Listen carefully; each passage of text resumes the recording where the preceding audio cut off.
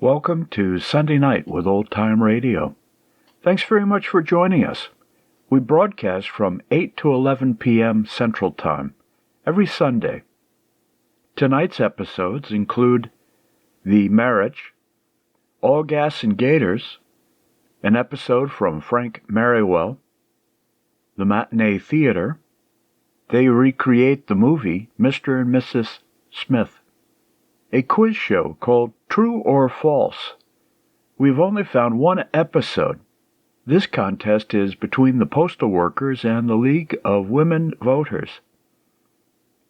We close tonight's broadcast with Adventures by Morse.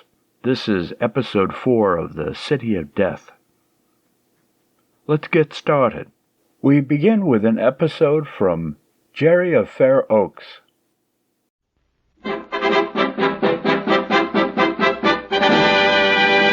Jerry at Fair Oaks.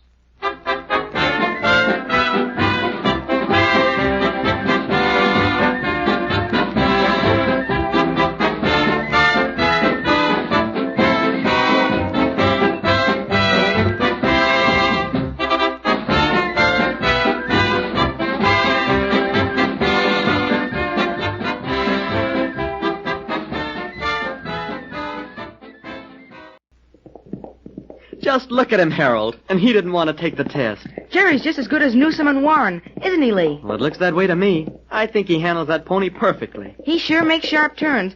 Boy, look at that. Sergeant Alden's waving him down now. What do you mean? Well, the sergeant's seen enough. Oh.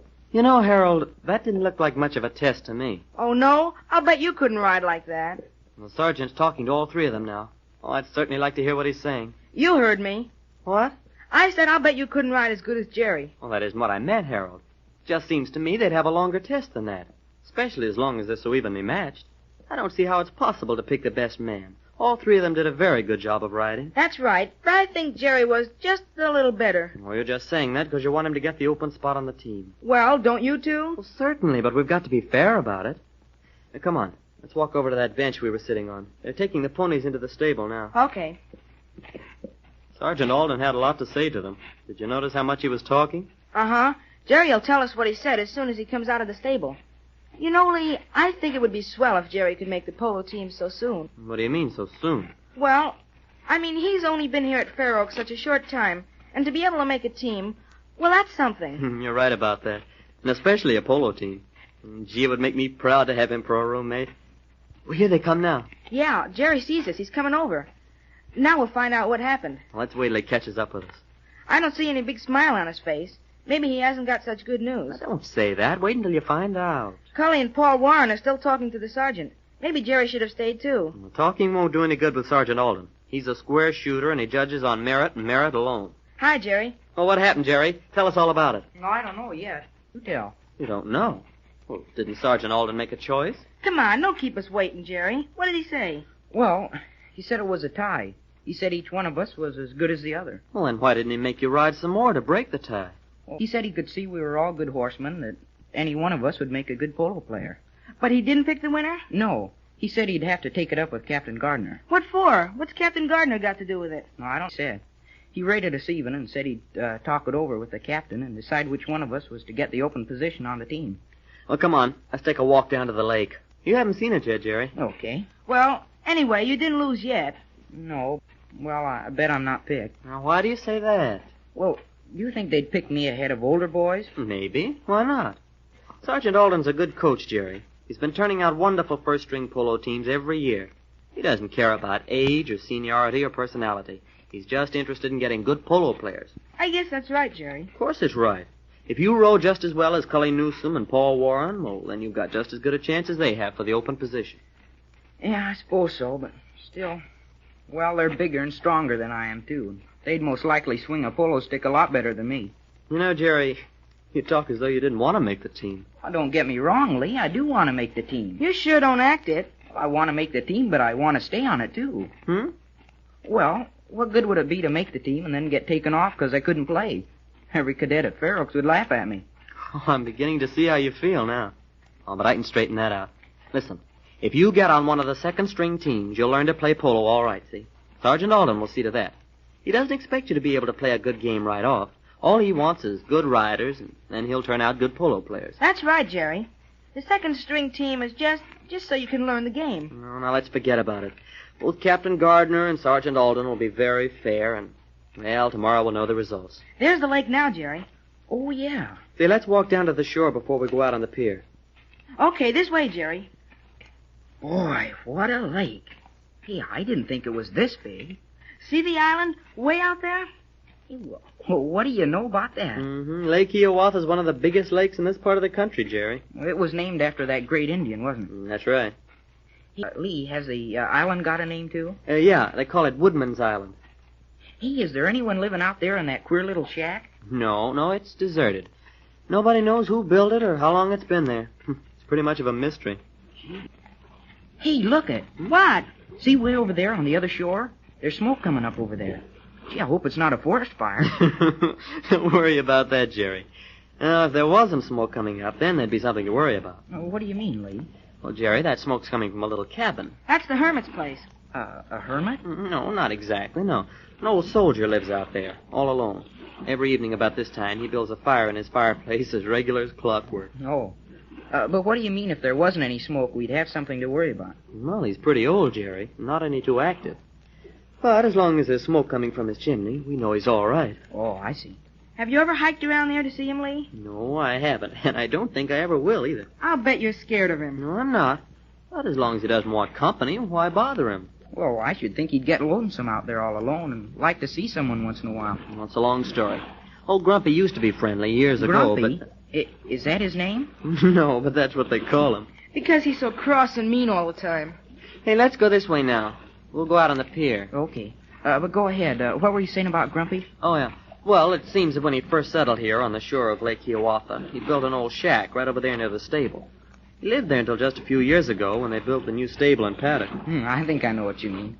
He was kicked off, huh? No, I wouldn't put it that way, Jerry. He was asked to leave. After all, he didn't own the property, and he'd had free rent for years. Maybe he got mad because he couldn't take his shack with him. Well, he did get upset, but Major Davis was awfully good to him. He hired a couple of men to help him move his belongings, and then he gave him money to buy lumber to build a new place, and even sent a good carpenter out there to help him put up a decent cabin to live in. Well, and what's he grumpy about? Well, I guess he just didn't like the idea of being asked to move. At any rate, he's never given any of the cadets a very nice welcome when they've gone out there. Does he ever come over to this side of the lake? Sure, I guess so. Yeah, he comes over into Fair Oaks once a month or so to buy provisions and get his check. His check? Yeah, he gets a small pension check from the government. That's all he has to live on. Oh, I was wondering where he got his money. Well, what do you think of the view from here, Jerry? Boy, this is nice, isn't it? Do you know the water's over 10 feet deep out there at the end of the pier? Really? Sure, isn't it, Lee? That's right. Well, there's the boathouse back there. Oh, yeah. And there's the racing boats. The shells, Jerry. Oh, is that what you call them? Mm-hmm. I'd sure like to row one sometime. Can you row? Oh, a little. Boy, maybe you can make the plebe crew. Wouldn't that be keen? I don't know about that. Jerry's pretty light to have much of a stroke. But say, I'll tell you what. You'd make a grand coxswain, Jerry. What's that? Well, that's the man that sits in the back and does the steering and gives the orders. Oh. Well, don't you have to work up to a job like that? Seems to me you'd have to row first before they'd let you be the boss. No, Jerry. Coxswains are picked because they're light and they won't weigh the shell down too much. You would be good for that job, Jerry. Why don't you see about it? Maybe I will. Yeah, I'd like that. Well, first we'll see how your chances are to make the polo team, huh, Jerry? Yeah, one thing at a time. That's right. Look, here comes a boat, way around the bend. See it? No, where? Look now. Right out there, way out. See it? Oh, I don't see it either. Oh, yeah, I see it now. But I don't see how you can tell which way it's headed, Harold. I didn't say I mean what way it was coming. I just said, here comes a boat. Oh. Say, I wonder who it is. It's traveling pretty fast. How many boats do you think there are in the lake, Lee? I don't know exactly. Guess about 50 besides the boats here at school. Who else owns the boats on the lake? Oh, a lot of folks from the town of Fair Oaks. There's a regular little harbor around the bend. That boat is coming this way. See? See, I believe you're right. Sure it is. You can tell by the waves. It's an outboard. Hey, maybe it's Captain Gardner. Has he got a boat? Sure. Quite a few of the instructors have. Captain Rowland owns a speedboat, one of the fastest on the lake. He's the crew coach, Jerry. He's the one to see about that place in the crew. Say, it is Captain Gardner. And Mrs. Gardner's with him. Now you'll get to meet Mrs. Gardner, Jerry. Hey, come on, let's get over to the other side of the pier and help them dock. Say, are we allowed out here? Certainly. You're never off limits any place down by the lake during free periods. Except during crew practice. You're not allowed in the dock then. Oh, yeah, I forgot about that. Here they come. Yeah, and they see us. Yeah, Mrs. Gardner's waving at us. Right over on this side, Jerry. This is where they tie up. Okay, I'm right behind you. Come on, Harold. Okay, now let's wait right here. All right. Hey, that's a keen little boat, isn't it? Mm-hmm. And Captain Gardner gets a lot of enjoyment out of it. He's out in it every chance he gets. Say, when they pull up, I'll grab the rope and pull the bow in, and you fellas get the stern, huh? Okay, then. What's this? The Naval Reception Committee? Careful, Harold. Don't lean out too far. Yes, ma'am, I'm watching. Give me your hand, Lee. Yes, sir. That's it, easy now. Pretty near there. Yep, there we are. Oh, hello, Linwell and Dugan. Hello, sir. Help Mr. Gardner out of the boat, Lee. Yes, sir. Never mind covering the boat. Kirk will take care of that later. Yes, sir. Well, Jerry Dugan. I've been anxious to meet you, Jerry. I've been anxious to meet you, too, Mrs. Gardner. We'll see a lot of each other starting tomorrow. Your arithmetic tests were very good. You'll be in my class every morning. I'm sure glad of that. Tell me, how have you been getting along? Oh, just fine, thank you. I'd like to have you come over to our quarters some evening, Jerry. Both Captain Gardner and myself would like to hear some of your experiences with the circus. That's right, Jerry. You promised me we'd have a talk sometime. Well, I think it's safe to say you've been a fairly busy boy these past few days. Yes, I have. Well, we'll just have to let you get settled first. But don't forget, you've been invited, and any night you want to get out of the study period and visit with us, I'll arrange it. Excuse me, sir. Oh, yes, Lee. Jerry took the writing test this afternoon for polo. Oh, yes, I'd forgotten about that. How'd you make out? Well, Sergeant Alden said all three of us were good, and he's going to talk with you about making a choice. Why, Jerry, I didn't know you were a horseman. Oh, Jerry rode with the circus. Well, now, isn't that fine? Who were the other boys? Cadets Newsom and Warren, sir. Well, I'll see what Sergeant Alden has to say, and we'll pick the right man. You know that, don't you, Jerry? Yes, sir. You boys going to stay here at the lake for a while? Yes, sir, I believe we will. Well, I'll see you in the morning, Jerry. Yes, ma'am. Goodbye, boys. Goodbye. Goodbye, Miss Gardner. Goodbye, Bye, Captain sir. Gardner. Well, it's all set, Jerry. What do you mean? That open position on the polo team. Captain Gardner likes you, Jerry. You don't have to worry about not being picked. It's a cinch.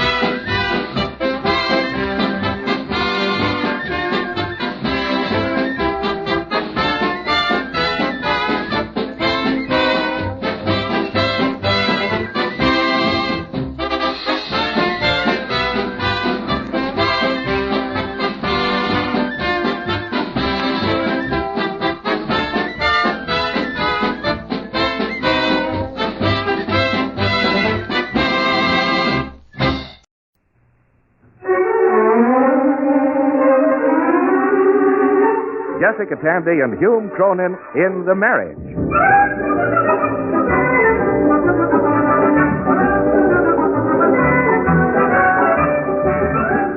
The sponsors of this program offer no endorsement of the opinions, philosophies, stubbornness, or confusion of the persons represented therein.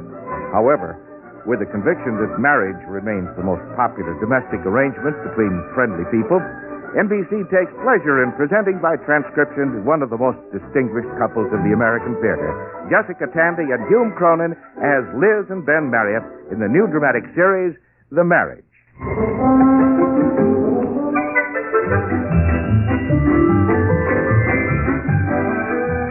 The law firm I work for isn't particularly colorful.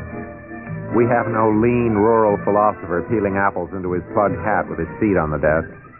We have no hard-drinking, superbly muscled young man who solves murders one jump ahead of the police. Connolly, the senior partner, is fat, 57, and an expert in corporation tax law. Hochberg, the junior, is an excellent violinist and only went into law because his father-in-law convinced him that a musician couldn't make much of a living. But the other day, an unusual case did come into the office, and I was assigned. I was still thinking about it at home that night as Liz and I lingered over the coffee. Dan, aren't you feeling well? Huh? You've been sitting there with a vacant stare all through dinner. I haven't. Then why did you just pour French dressing in your coffee? Did I? Yeah. I'll get you another cup. Is there something wrong? No, nothing wrong. You just like French dressing in your coffee. I was thinking. Oh. Liz, we could use a larger apartment, couldn't we? With an extra room as a study? Well, I suppose so. Now, don't go counting on it, Liz. I mean, you can't build up a lot of hopes on a wild promise. I'm not building anything on anything. What are you talking about? Well, we have a new client. Jake Haggister. Oh? Don't you get the picture? Is there a picture? Liz, Haggister is big business. He's got a tremendous corporate structure. Has he tried dieting? Liz, it's our big chance. If I handle this case successfully, we might get the business into the firm. Or Haggister might even like my work well enough to... I can't think about that. You can't? You've got your hand on the French dressing again. Maybe I better drink it black. Ben, what is this case? Well, I'm not supposed to discuss it. Oh, all right. But it's very interesting. Oh, if you can't tell me, it's all right. I suppose I could give you an outline. Oh, Ben, I don't want you violating professional practice on my account. Can't I just give you a hint? Oh, no. A little hint? Ben, there is such a thing as the canon of ethics. Oh, yes. Liz, this coffee's stone cold. Darling, you're drinking the cream.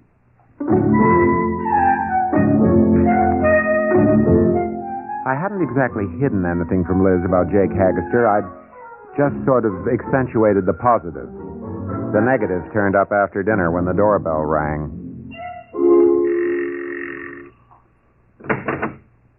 Yes?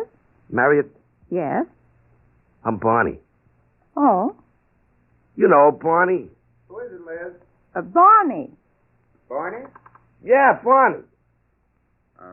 Anything I can do for you? Well, I come for the, well, you know. What are you talking about? You want me to say in front of the lady? Go ahead. I come for the briefs. Oh, the briefs. Excuse me. You mean the legal papers for Mr. Haggister, don't you? Paper? Oh, yeah, legal papers. Come in. I'll have to get them together. You wait just a minute. I'll go get them in the other room. Don't you hurry. I ain't going nowhere. Would you like an ashtray? No, that's all right, lady. The cigar ain't lit. I just like to chew it a while after dinner, you know. Oh. Do you work for Mr. Haggister? Oh, Mr. Haggister and me are like this. The thumb is Mr. Haggister. I caught the resemblance. Oh, sure. We're very close. Well, I seen him just tonight at the club. You belong to the same club? Sure, the 12th Ward Comanche Club. Jake... You don't mind if I call Mr. Haggister Jake, huh? Oh, no. I think it's delightfully informal of you. Yeah, it always pays to do Jake Haggister a favor. He's a very great man. He's a prince. He's a real prince. You think well of him. Oh, lady, you could look all over the West Side. You wouldn't find a prince like Jake Haggister.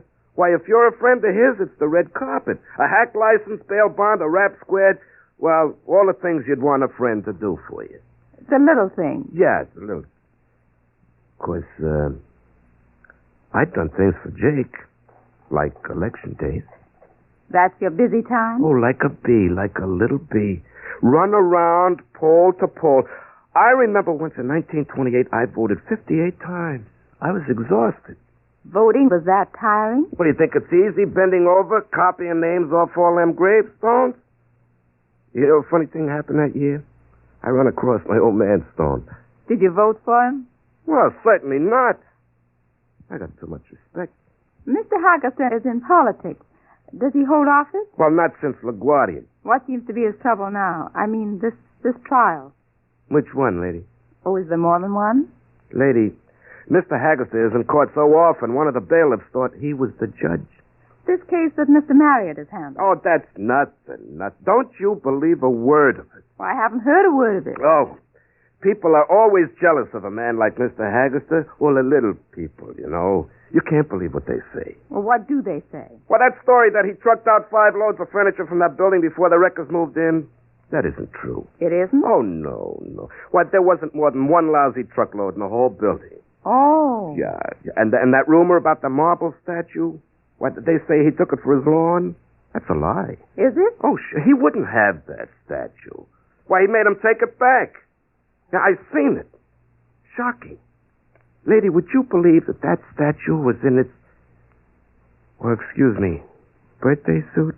I'd love to see a marble statue in a birthday suit. Civic integrity, it was called. Can you imagine civic integrity, stark, mother naked, 14 foot tall? It's a fascinating thought. I got the papers here. They weren't in order. You'll take them right to Mr. Haggerson. Oh, sure thing. Tell him I've looked up the law. He was right about that statue. You're telling me it's a disgrace, 14 foot without a stitch. What was he talking about? Civic integrity.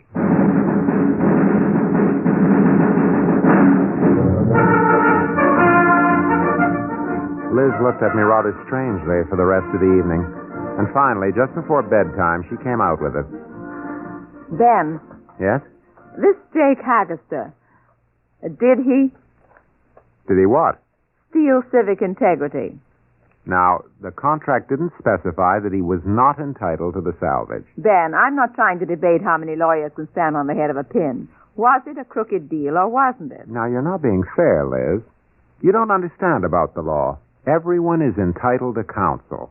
The poorest, downtrodden pushcart peddler I can gather Jake Haggerson isn't exactly a pushcart peddler.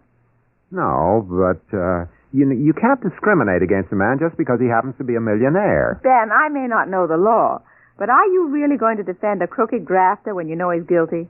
A man is innocent until he's proved guilty. He has the right to a fair trial, the full benefit of the law, and a good counsel. Haggerson has plenty of lawyers. Why do you have to get mixed up with it? Well, we handled a little something like this once before. Haggerson knows that we dug up a very telling case in point. You mean a loophole? Liz, you can't call a legal precedent a loophole. But it's all right to call a loophole a legal precedent. Will you look at the merits of the case? Haggerson is a millionaire. All of this stuff he's alleged to have appropriated doesn't amount to peanuts. Now, does that make sense to you? It certainly doesn't. He should give it right back. This isn't any more important to Jake Haggerson than sneaking into the subway. Well, I've never sneaked into the subway. Did you ever take an extra nickel you found in the coin slot of a paid telephone? Well, I've never found one. But you looked. Well, that's not the point. But it is the point. Now, look, Liz. The world just doesn't run on copybook morality. There's always been Jake Haggerson. That's the way the world is. You've got to accept it. I don't see why. Liz, this is business. All right, all right. I wonder where we'll put it. What? Too big for the living room. Maybe the bathroom, in the tub. What are you talking about? Your fee.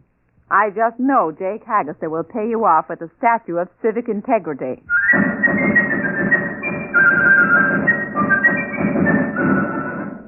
The next evening, Emily came home waving a newspaper clipping triumphantly. Mom, look. Hang up your coat, dear. Daddy, did you see this? In the newspapers. Our name. No, I didn't see it. It's on the front page. Haggerson Corporation faces trial. I read the article. I didn't see our name. Well, you didn't continue to page 37. Here, listen. City officials claim looting was... Oh, no. No, wait. Oh, here it is.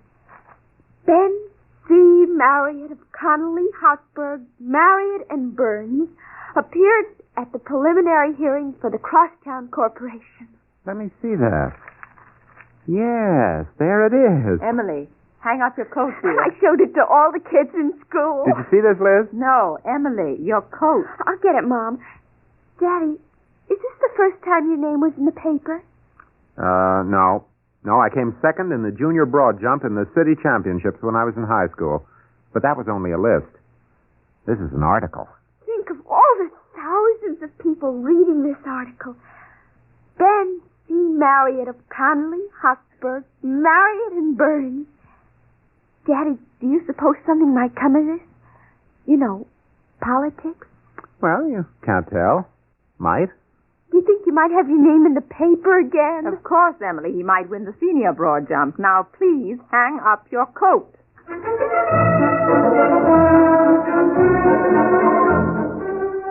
The case came up, mysteriously moved ahead on the court calendar. Liz stated she wanted to be there for part of the trial just to get my point of view. Unfortunately, she got there a little late and had to wait outside in the corridor. Do you mind if I sit down? Suit yourself. It's not my bench. Got a match? I think so. You here? Thanks. Waiting for somebody? My husband. He's in there. Oh. His trial's over. They're just waiting for the verdict. That's the worst time, isn't it, dear? I suppose so. You get used to it. My Albert is in here on this side. Is he? What's yours up for? I beg your pardon? You know, if I told Albert once, I told him 50 times, don't take a bet from a stranger. But would he listen? No. My Albert is obliging. I don't think you understand. Sure I do, honey. I've been through it before, twice. Oh, but... Don't worry.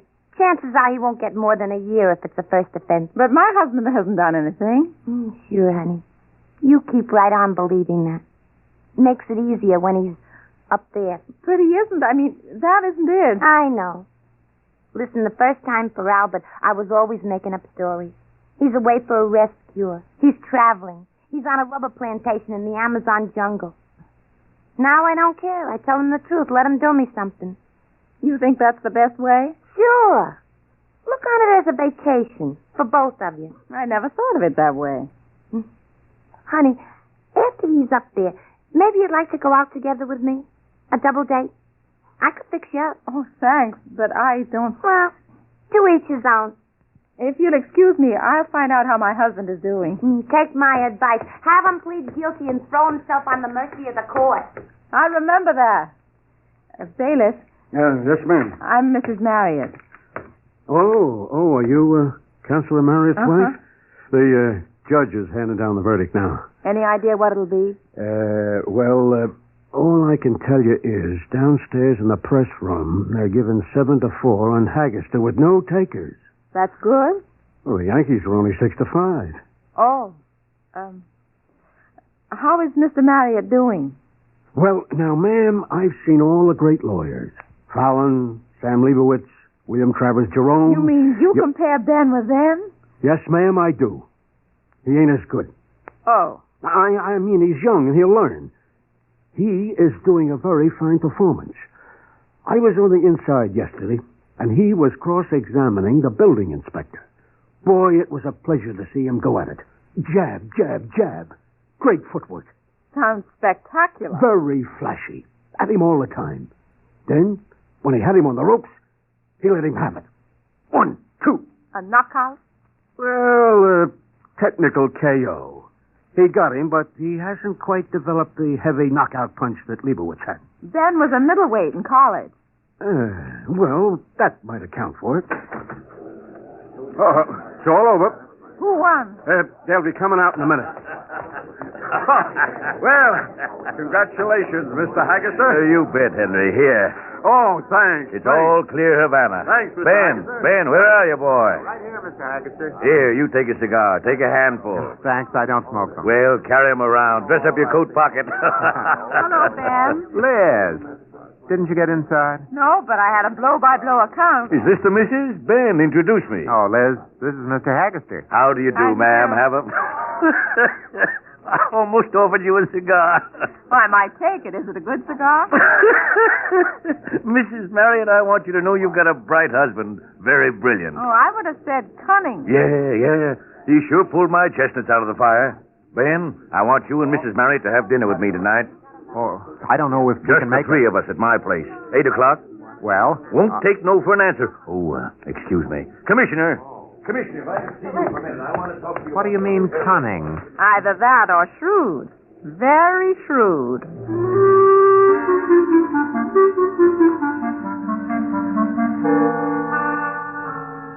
I was a little uncomfortable. I could just see Jake Haggerty through Liz's eyes. Big, a little paunchy, bald, red-faced, and big ham-like hands. The perfect picture of the traditional boss. We drove out to Oyster Bay on the Parkway. Haggerty's place was a brick house set back on the tremendous lawn with a few giant elms. We parked the car and went up to the door. Ben, I don't see it. What? Civic integrity. Now, that was just a rumor. Well, might as well ring. A buzzer. What did you expect? Carolyn's playing Mother McCree?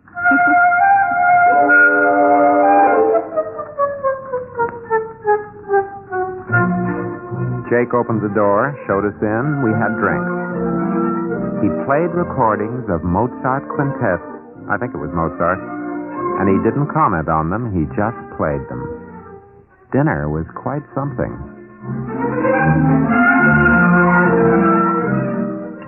Was that meat all right, Mrs. Marriott? Oh, delicious. I don't think I've ever had it prepared this way. It's in the cutting.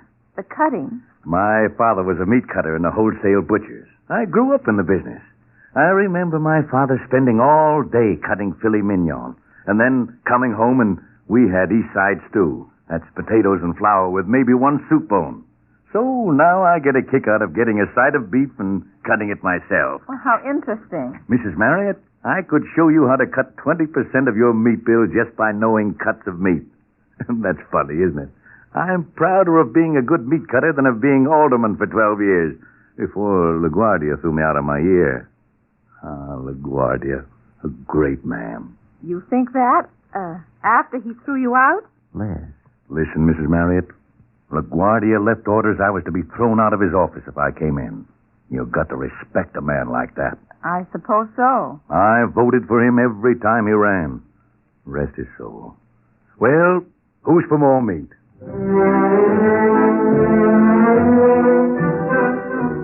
Jake was a good talker.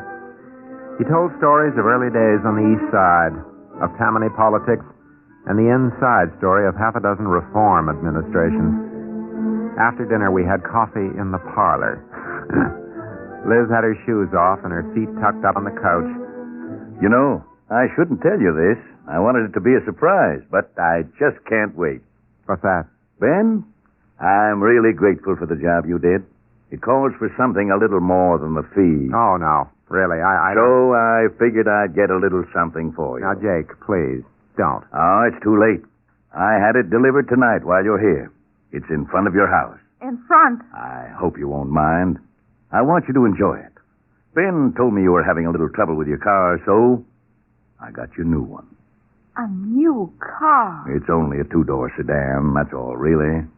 That's all? Well, somebody said I should make it a convertible with wire wheels. And I told him, Ben is a good family man. He needs a good family car.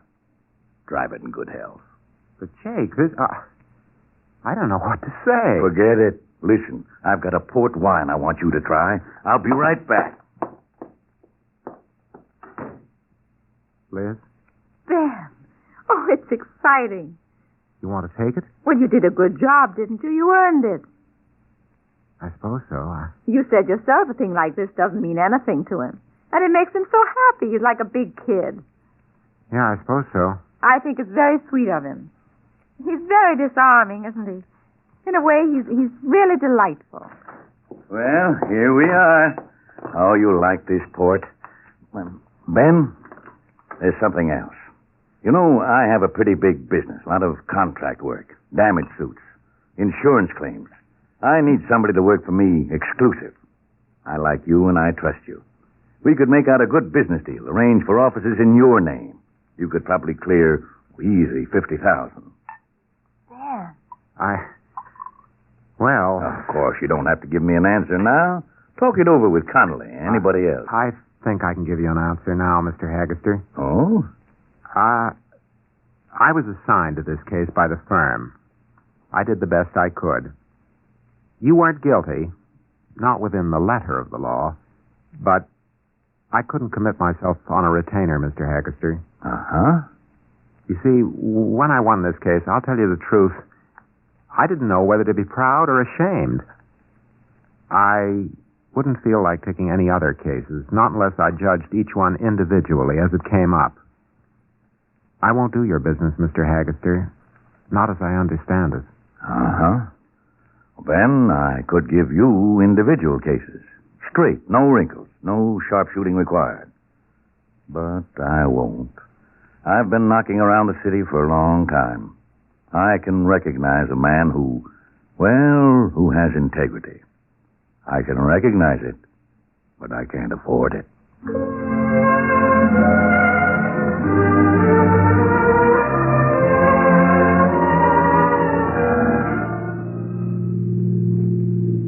Liz? Huh? $50,000 is a lot of money.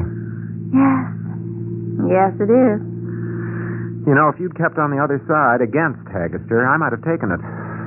Just to show you were wrong. No, you wouldn't have. You seem to change your mind about Jake Haggister. He's a very pleasant man. Sort of left me on my own. I couldn't fool myself by arguing with you. I had to face the decision. You would have anyway.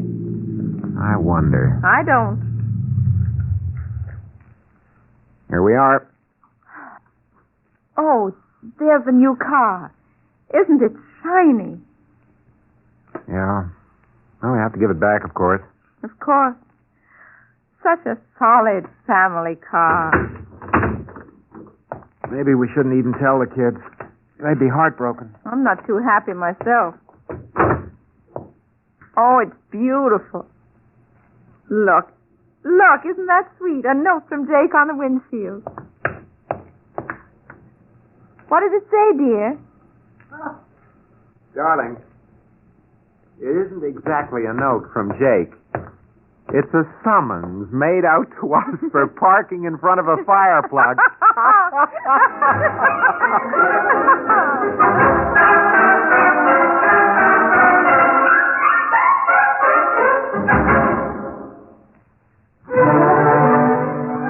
Ben and Liz Marriott will be back in just a moment. In the meantime, let us extend an invitation on behalf of our stars, Jessica Tandy and Hume Cronin, as well as the National Broadcasting Company, to all of you to drop by next week at this time for another half-hour observation and transcription of The Marriage, written by Ernest Kenoy. Larry Haynes was heard as Barney, Ed Latimer as the bailiff, Anne was played by Ann Thomas, and Ed Begley played the part of Jake Haggister. The Marriage is an NBC radio production directed by Edward King. This is Bob Defton speaking. Liz, I've been thinking about that traffic ticket. Yeah? I could prove that I wasn't a bona fide owner. You see, under the Motor Vehicle Law of 1937... Dan. Huh? Pay the $10. Oh, uh-huh. Good night, Liz. Good night, darling.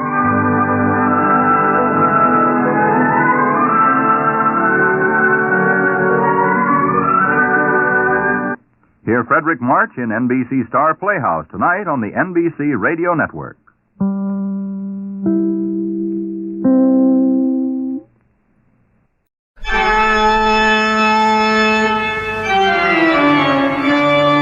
We present All Gas and Gaiters.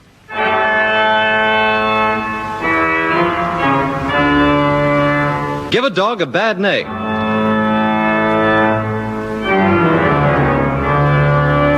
Starring Robertson Hare, William Mervyn, Derek Nimmo, and John Barron, with this week's special guest, Joan Sanderson, as Mrs. Pew Critchley.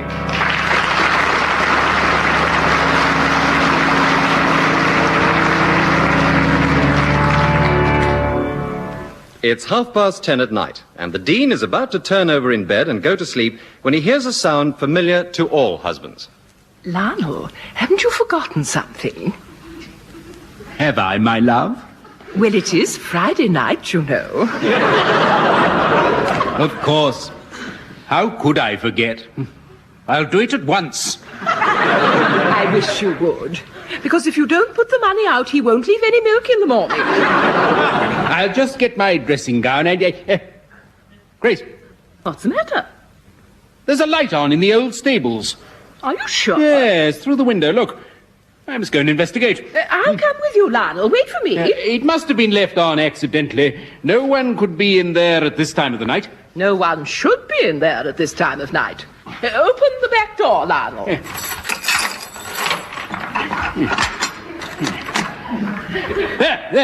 There. You can see the light coming from that window across the yard. What? Listen. Oh, come on, Janie. Be a sport. Do it for me. I know that voice. So do I, my love. It's the bishop's chaplain. Now look, Janie. How do you know you won't enjoy it if you won't even give it a try? Great Scott! He's got a woman in there. A woman? What sort of woman? At this time of night, it can only be one sort of woman. Well, I tell you what, Janie. Let's go for a walk. You may feel more like it after some exercise. Shh. They're coming out. Come along, Lionel, quickly. They mustn't see us here.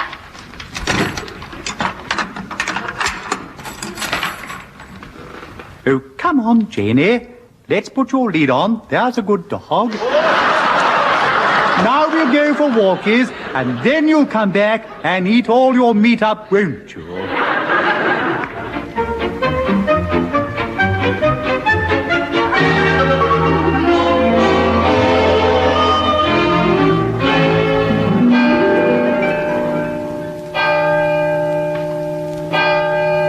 Happy birthday to me, happy birthday to me, happy birthday, dear Cuthbert, happy birthday. Oh, now, where's the post? Oh, dear me, only one card. Oh, from Dorothy with love. Oh, the dear soul. Oh, I'm sorry I'm late for breakfast, my lord. Well, it's the third day running, Newt. I know, my lord, I overslept again. Is there any maple? Oh, why do you ask? Well, I just wondered, my lord. Oh. Well, there's one for you, an airmail letter. Oh, from Canada? Yes. Now, who do you know in Canada, Newt? Some young woman? Oh, no, my lord, no. It's my aunt, actually. Your aunt? Oh, the one who asked us to look after her Afghan hound while she was over there. Oh, yes, my lord, yes. Aunt Mary, well, she's gone to visit her sister, do you see? She's married, and she's got 4 children, and she's been out there since... What did you do about that? About what, my lord? About the dog. The dog? You gave your aunt my message, yes, my lord, yes. I told her you were very sorry, but you couldn't have an Afghan in the palace because you were once bitten by one. Oh, and she understood that, did she? No. She said Afghans never bite. Well, this one did. I'm sure it was an Afghan. It was a great straw-coloured, long-haired beast. Anyway, you persuaded her to accept the situation, did you? No. I mean, yes. I mean, oh dear. Newt!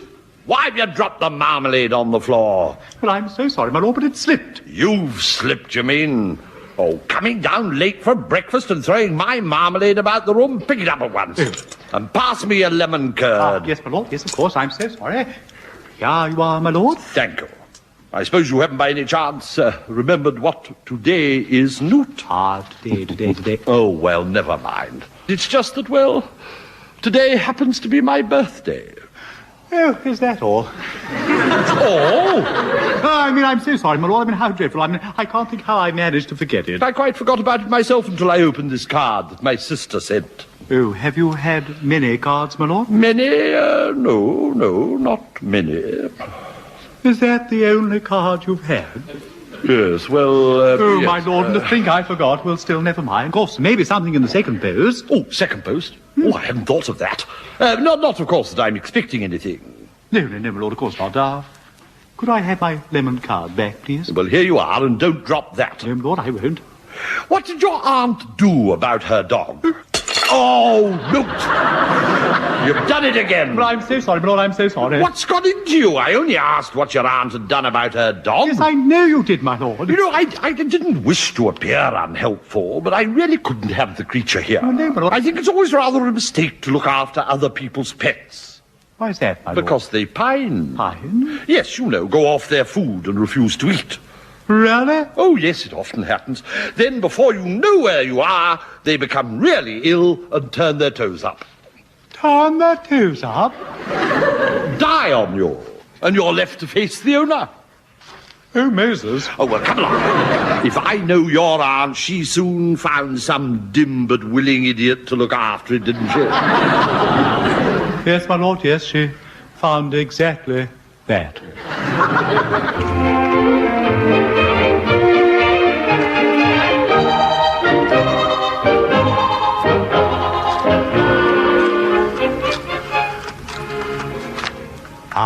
Good morning. Oh, is that Miss Stevens, the vet? Oh, good. Well, I was wondering if you'd come to see a dog. Yeah, well, I'm very worried about her, do you see? What? Well, I think she's turning up her toes. You see, the owner's away and she's off her food. Newt! Oh, just coming, my lord, just coming. I'll have to ring you back, so sorry. Goodbye. Newt! Coming, my lord, coming. Was that the postman? Postman, my lord? I thought I heard you talking to someone in the hall. I wasn't talking to the postman, my lord. Oh, well, I must have imagined it. Still, I'm not imagining this bill from the wine merchants. It's preposterous. It's mainly sherry, my lord. lord. I can see it's mainly sherry. The point is, I hardly ever drink any. Yes, I know, but the Archdeacon does. What, the Archdeacon? Oh, I know old Henry sometimes has a glass of sherry when he comes round. Not sometimes, my lord. Always. Oh, well, always then. Well, it mounts up, you see. To this? Yes, my lord, I'm afraid so. Well, it must stop. But he's rather come to expect Then it. he must learn not to expect it. Very well. Will you tell him? Well, of course not. Just don't offer it to him, that's all. Oh, very good, my lord. Yes. Hospitality's one thing, but we can't go on like this. Oh, was that the front door? Yes. Shall I go, my lord? No. I'll go. Morning, Bishop. Oh, Henry, it's only you. Oh, yes. Did you think it was the postman? Well, yes, I did, rather. He's at the gate. Oh, is he? Yes. He's got nothing for you. I asked. No. All right, then, Henry. Come along in. Oh, thank you, Bishop. Well, today's the day, Bishop, eh? What? Oh, Henry, dear old friend, fancy you remembering. Catch me forgetting. Well. Come on into the study, Henry. Morning, Newt. Good morning, Archdeacon. Now, where are you going to sit, Henry? Me, Bishop? Oh, anywhere. No, Henry, you sit here. But that's your chair, Bishop. You sit here, Henry. Oh, thank you. I've never sat here before. My word, it's comfortable. Now, what will you have? Me, Bishop? Well, I think... Oh, of course, a sherry. Newt, get the Archdeacon a sherry, will you? A sherry, my lord? You heard what I said. Well, wouldn't he rather have a cup of tea? I shouldn't think so, would you, Henry? Not particularly. A sherry, Newt. But, my lord, you said we weren't to offer... Newt, will you please get the Archdeacon a glass of sherry? Well, if you insist, my lord. I do. After all, Newt, it's not everyone who remembered what today is. Remember... Oh, Archdeacon, you remembered. Rather. It's not every day you collect £5. Who are you collecting £5 from, Henry? You, Bishop. Me? Whatever for? The old age pensioners' outing. Oh, yes, of course. Don't you remember, my lord? You promised the Archdeacon last week that you'd give him your contribution today. That's right. Today's the day, eh, Bishop? And is that your only reason for coming, Henry? Oh, what else should I come for? A glass of sherry, Archdeacon. Oh, thank you. You see, Archdeacon, today is the bishop's birthday. Really? Oh, well, Bishop. Yes, Henry, it is, as a matter of fact. Oh, good. Then I'll put you down for a tenner. No such thing. Well, you see, Archdeacon, the bishop was so looking forward to today, and we've all failed him. I failed him first, then the postman failed him, and now you failed him. Oh, Newt, I've told you before about this mawkishness. No, Bishop, no. He's right. Yes, my lord, I am right. You must be very disappointed. Oh, well, Henry, yes, I suppose I am. Just a little. Tell you what, Bishop. What, Henry? I'll make amends. Oh, there's no need. Yes, there is. I insist. let me be the first to drink your health. Oh. Cheers! Thank you, Henry. Oh, see who that is, William Yes, Newt. my lord. Yes, I won't be a moment. I'll just get a star. Oh, Dean. Newt, is the bishop in? Yes, won't you come in? We haven't seen you for ages, Dean. Please inform his lordship that I wish to see him, Newt. Oh, righty here. What's it about, Dean? You may say that it is a matter of importance, Newt. Oh, yes, well, that is certainly. Well, I'll tell him. It's the Dean, my lord. He wants to see you on a matter of importance. Oh, does he? Well, you'd better show him in, Newt. Righty here, my lord. Will you go in, Dean? Thank you. Dean? Yes? Do you know what today is? Indeed I do. Oh, jolly good. Judgment Day. Morning, Dean. It's hardly a good morning, my lord. Isn't it? I have called on a most disagreeable matter. How unusual. Morning, Dean. I regret to inform you, my lord, that your chaplain is guilty of an offence. Oh, my dear Dean, you surely haven't come to complain about him riding his bicycle on the grass again? A grave offence. Grave? How grave? If I tell you that I have spent the morning with the Chancellor and we have decided to advise you to set up a consistory court to try him. Try him? What nonsense is this? What offence can poor Newt possibly have committed that would call for such a drastic course? Immorality, my lord. Immorality? What do you mean? Concupiscence, lustfulness, unchastity. Call it what you will. Oh, I've never called it that. Oh, I tell you, Dean, I don't believe it. And I tell you, my lord, your chaplain was in the old stables last night with a woman. Was she pretty? I didn't see her, Archdeacon. Well, if you didn't see her, how do you know it was a woman? Because I heard him make indelicate suggestions to her. Oh, my dear Dean, simply because you happened to overhear a scabulous conversation in the old stables, a notorious local place of assignation, there is no need to start maligning my chaplain. You forget, my lord, I know his voice. And you forget, Dean, I know Newt. Did you call, my lord? I was on the telephone. No. Oh, good. I was wondering, my lord, may I go out for a little while? Yes, of course, Newt. Thank you very much. Oh, Newt. Yes, my lord, yes? Nothing, Newt. Oh, right here, my lord. Well, that is, yes, my lord? Newt, did you speak to a woman last night? Yes, my lord, I did. You did? Yes, my lord. What did I tell you? On the telephone. Don't you remember? You asked me to ring Mrs. Haywood and ask if her cold was better.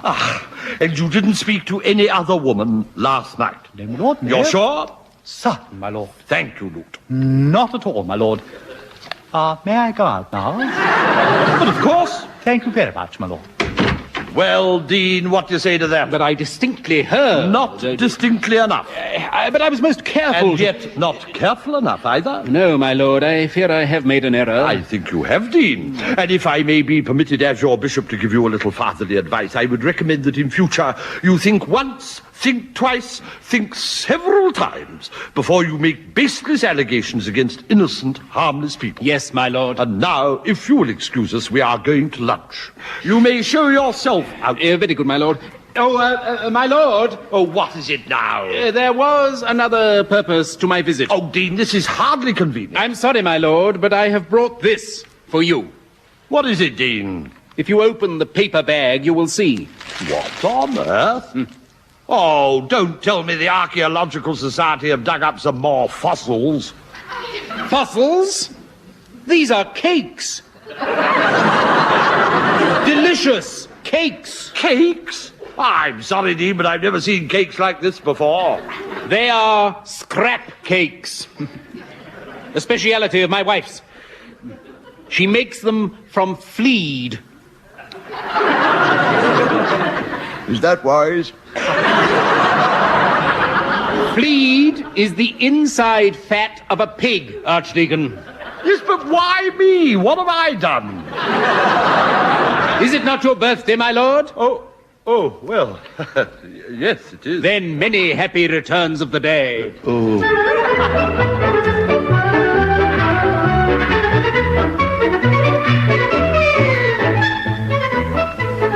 Well, Lionel, did you tell him? I did, my love. And what did he say? Is he starting proceedings? Well, no, my love, not exactly. Why ever not? He feels we may have been mistaken. Mistaken? Us? How dare he? Well, he faced Newt with it, and he was obviously innocent. Obviously innocent? Surely you didn't think he was innocent. Well, I was bound to admit, my love, I did rather. Then what would you say if I told you he's in the stable with her at this very moment? Newt!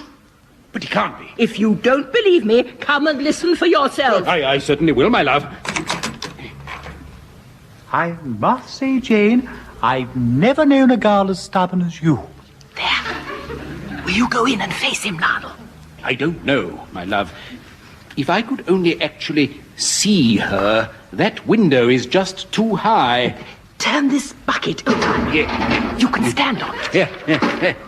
Ah! What can you see, Lionel? He's sitting on the ground with his back to me. And what's she doing? He's got his arm around her. What's she like? I can only see the top of her head. She's got long hair. It's blonde. Oh, it would be. Oh, Janie, at last you are a good girl. You're having a little nibble. Grace, what are you doing? I want to see for myself, Lionel. There isn't room on this bucket for two of us. I must see. I must see, Lionel.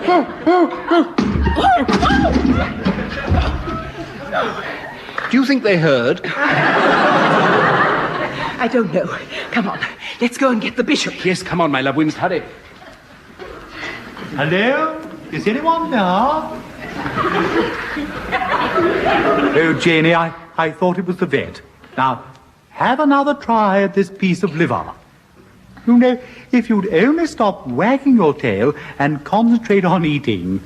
You know, Aunt Mary won't be at all pleased with me if she finds you've lost weight when she gets home. Hello? Anyone about? Oh, at last, that'll be the vet. Now, just you stay there. There's a good dog. Just coming. Good afternoon. Oh, I'm so sorry. I thought you were the vet.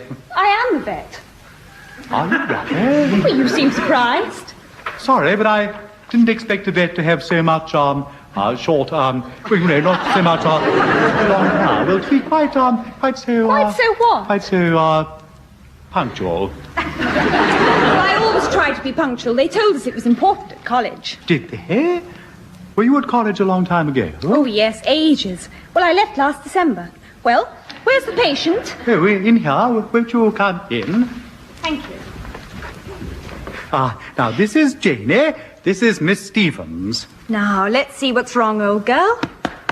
Well, there's nothing much wrong with her. She looks fit enough. But she won't eat. Won't she? No? Well, ladies in her condition are often a bit temperamental, you know. Oh, are they? Oh, what condition? Well, didn't you know she was going to have puppies? Puppies? Oh, Moses. And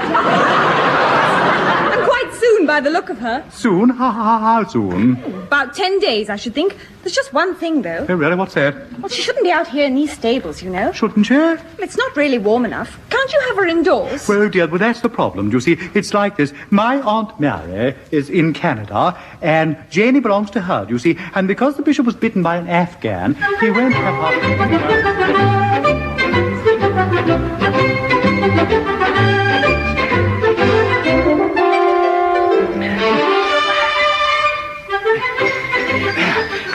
There, my lord, Archdeacon, there, in there. Shall I open the door? No, madam. Oh, you'd rather I called him out? I'd rather you went into the deanery, madam. Go into the deanery? Why should I? Yes, perhaps it would be as well if you did, my love. Oh, well, I suppose if you say so, Lionel, but I really don't see why.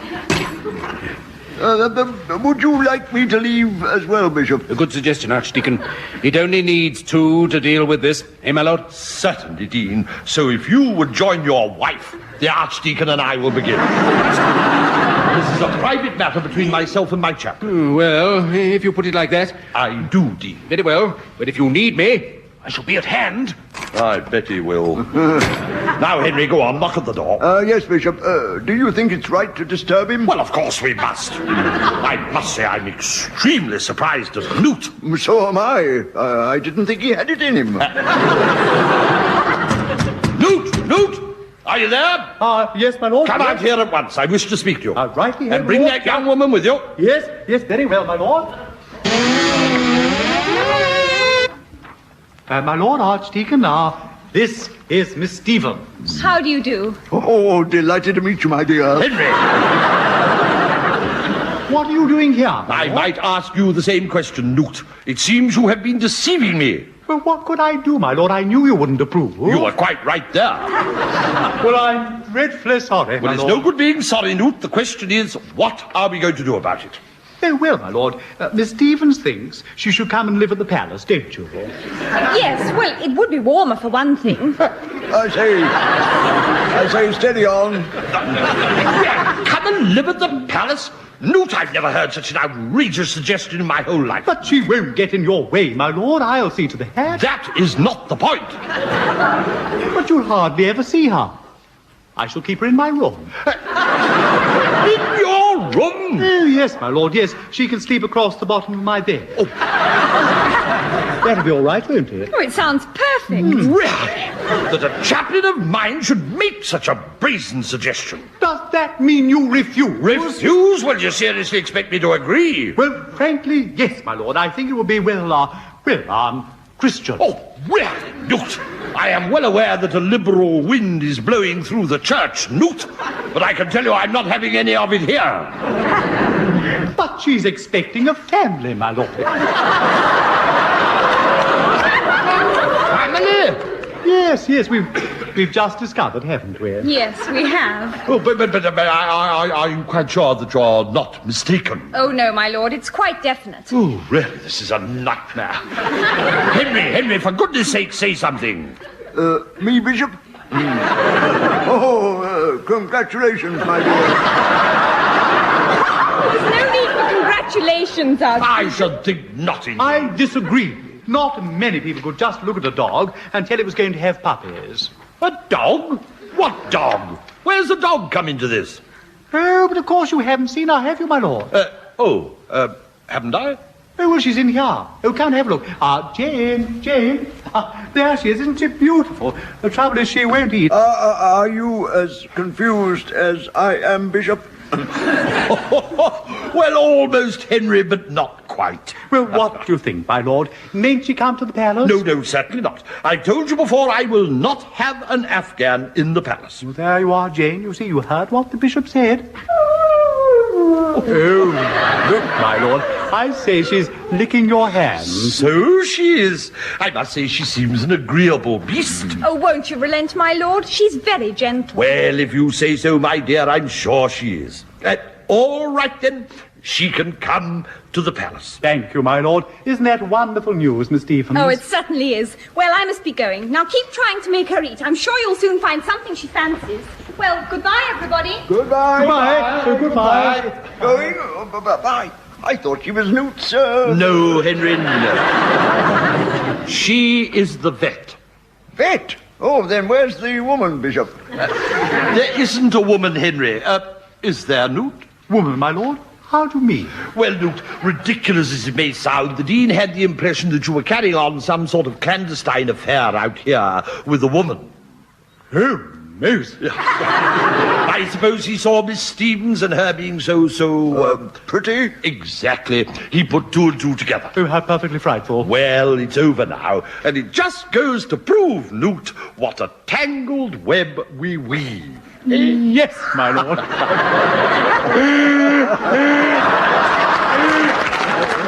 Oh, my lord. What is it now?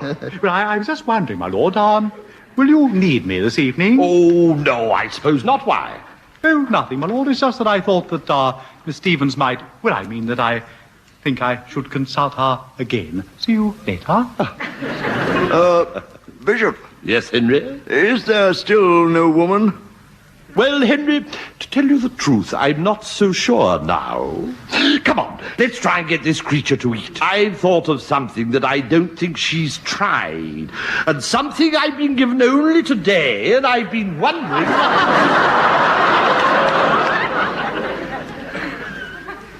What's happening, Lionel? I don't know, Grace. Oh, look. What's wrong? They've gone. Then the affair is concluded.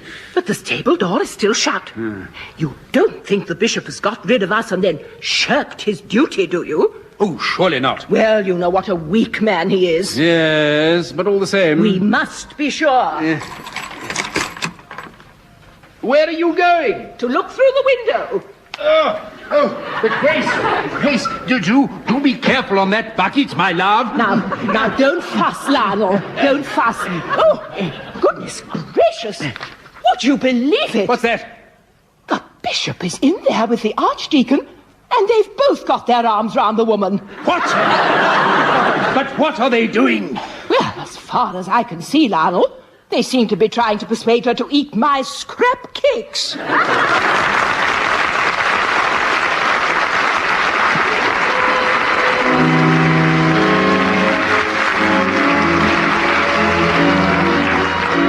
In that episode of All Gas and Gaiters, the parts were played as follows. The Archdeacon, Robertson Hare, the Bishop, William Mervyn, the Bishop's Chaplain, Derek Nimmo, the Dean, John Barron, Mrs. Pugh Critchley, Joan Sanderson, Miss Stevens, Tanya Robinson.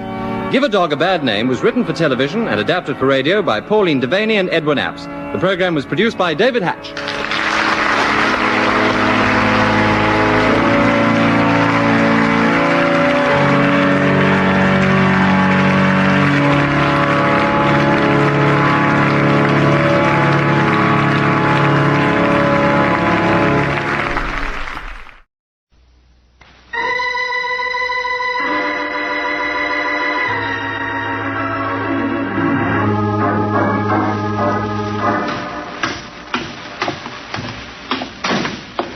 What happened? I don't know. I didn't slam the door. Maybe it was the wind. Better open it again. It's pitch black down here. It's locked. Locked? That's impossible. Let me try. Oh, no. Bart, what's that? Where are you? I can't see a thing. Oh. NBC presents The Adventures of Frank Merriwell.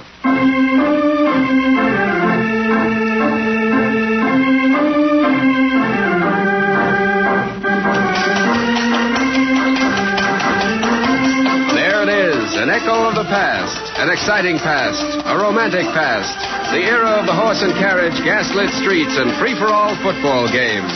The era of one of the most beloved figures in American fiction, Frank Merriwell. Merriwell is loved as much today as ever he was. And so the National Broadcasting Company brings him to radio in a new series of stories based on the famous books written by Gilbert Patton under the pen name Bert L. Standish. Today, The Mystery of the Iron Door.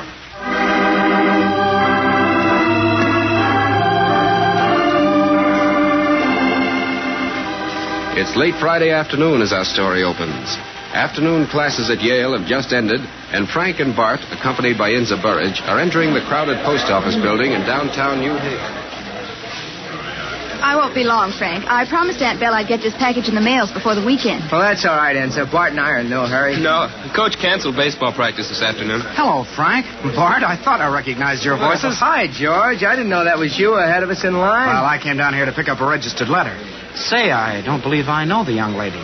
Oh, I'm sorry, Miss Burridge, Mr. Davis. How do you do? Glad to know you, Miss Burridge. You aren't in Frank and Bart's class, are you, Mr. Davis? Well, not George, Ensign. He's a postgraduate. Yes, I'm taking special graduate courses at the university. And confidentially, he's one of the most brilliant men at Yale. Oh? Ignore that, Miss Burridge. I'm little more than a drudge. Well, how are those secret experiments of yours coming along, George? Oh, what secret experiments, Frank? Secret experiments? My, that sounds exciting. Not very, Miss Burridge.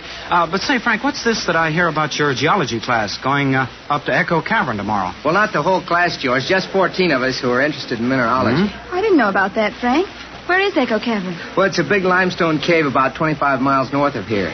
They've been promising us this field trip for a long time now, but this is the first weekend we haven't had a ball game scheduled. Well, the reason I ask is that I'm going to be up there myself tomorrow. Oh, more of your experiments, George? Well, I've been up several times the past few weeks. I'm hoping this will be my last trip.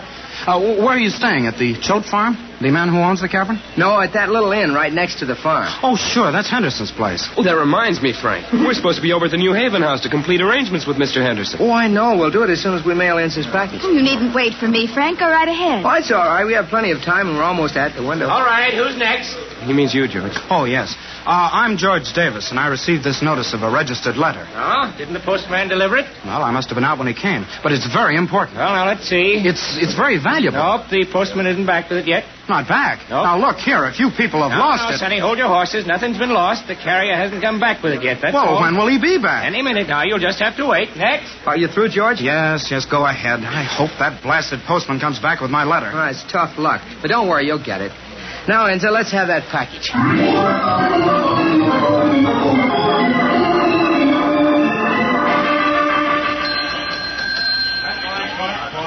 I'm glad we caught you before you left town, Mr. Henderson. We wanted to complete arrangements for our field trip tomorrow. Your geology professor's already talked to me, boys. You'll want dinner for 14 out there tomorrow, is that right? Yes, sir, but there's one thing more. No? Bart and I are preparing a special paper on cave formations, and we were given permission to stay over until Sunday. We were wondering if you could put us up at the inn. Well, now, I don't know. I don't really open until summer. But we thought you might make an exception this time, Mr. Henderson. We won't be much trouble. I haven't any help out there yet, just my caretaker. Oh, but I suppose it can be arranged. It's just a one night to say, huh? Yes, sir. Yeah, very well. I'll put you two boys up. Now, what time's your party arriving? Well, we'll get there on the 10 o'clock train tomorrow morning, and the whole group, except Bart and I, will return on the evening train. And I'll have Parsons meet you at the station in the coach. Take you right out to the cavern. Yes, sir. Now, thank you very much. We'll see you tomorrow at Echo Cavern.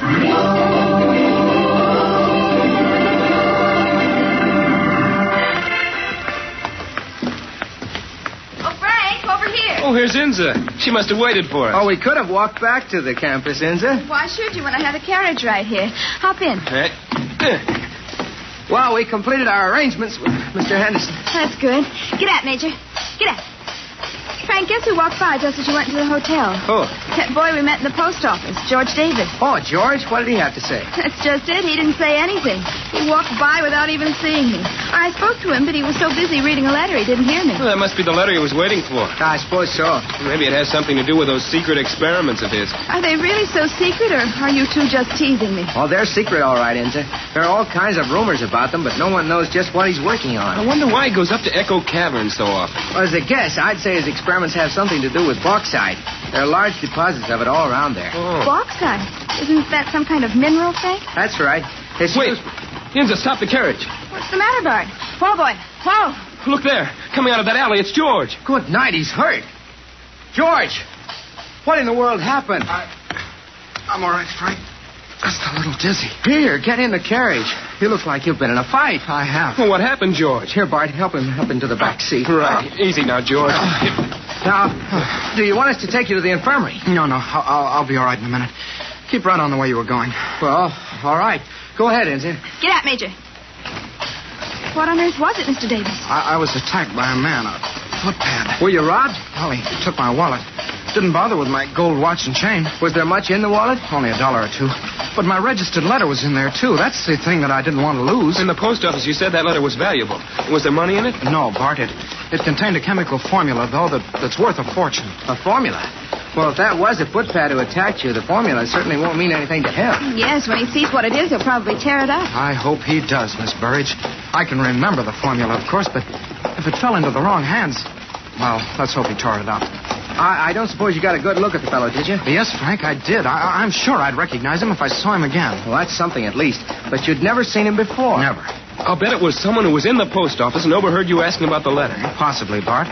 He might have thought the registered letter contained money when I said it was valuable. At least I hope that's it. In any event, we better report this to the police. No, Frank, let me take care of that. Just drop me off at the dormitory if you don't mind. Well, as you say. But Enza wouldn't mind driving past police headquarters, would you, Enza? Of course not. Oh, please. I'd rather handle this my own way. This is close enough to the dormitory. I'll get off here. Very well. Well, boy. Whoa. Thanks for everything, and... please, I'd appreciate it if you didn't say anything about this. Perhaps I can explain more to you when I see you tomorrow at Echo Caverns.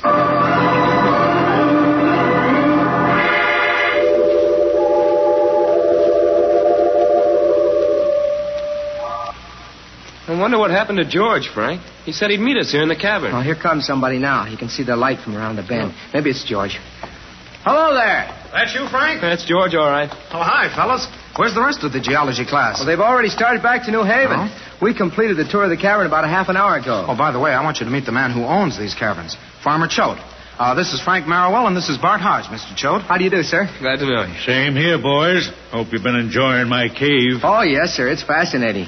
Bart and I are particularly interested in these stalactite and stalagmite formations. We're writing a special paper on them. That's so? Well, I don't know much about them things myself. Cave's a cave to me. Well, I can help you out on that, fellas. Stalactite formations are a specialty of mine. That's what we were counting on, George. Have you seen the stalactite and stalagmite that have united into one big column? No, but we'd like to. Where is it? Oh, right over here at the rear of this chamber. Come on, I'll show you. Well, you boys spending the night over to Henderson's? That's right, sir. Queer duck, that Henderson. Sure makes him powerful envious that most of this cave is under my property instead of his'n. Well, he seems like a nice enough person. Oh, he is, I reckon. Except we've been none too neighborly ever since I put up the door. The door? I'll show it to you in a minute. Well, here we are. There's your column. Gosh, Frank, look at that. A 3-foot column from the floor to the ceiling. Oh, it's a beautiful specimen. We ought to make a sketch of it, Bart. But what's this back here? Hold your light a little higher, George. That's the door I told you about. It looks like it's made of iron. It is. Put it up a couple of years ago to separate my part of the cave from Henderson's. He didn't like it none too well either. You mean we're almost under Henderson's property? That's right, Bart. In fact, the inn itself is almost directly above the cave on the other side of that door. That's why I put it up in the first place. A couple of years back, Henderson used to sell admission to my cave, but I soon put a stop to that. I don't suppose we could get a look at the cave on the other side of the door. You have to ask Henderson about that, son. I ain't had this door open since it was put in. Been locked all that time. Well, maybe we could ask Mr. Henderson about it tonight, Frank. Yes, we'll do that. Well, I'll leave you folks now. I got a lot of chores to do before supper time. Oh, go right ahead, Mr. Choate. I want to show the boys some more of the cave. Stay as long as you want. Supper won't be ready for more than an hour yet. He's quite a character, isn't he? Nice old fellow in lots of ways. Although, between you and me, I don't blame Henderson for being peeved about that door. Well, still, Choate has a right to keep other people from exploiting his property. Yes, I suppose so. Say, George, I was just looking at the wall of the cave over here near the door. What mineral composition is it, do you know? Why, yes, Bart. It's made up mostly of calcium carbide. The rest of the cave, though, is principally limestone. Oh, but come along. There's still a lot to see.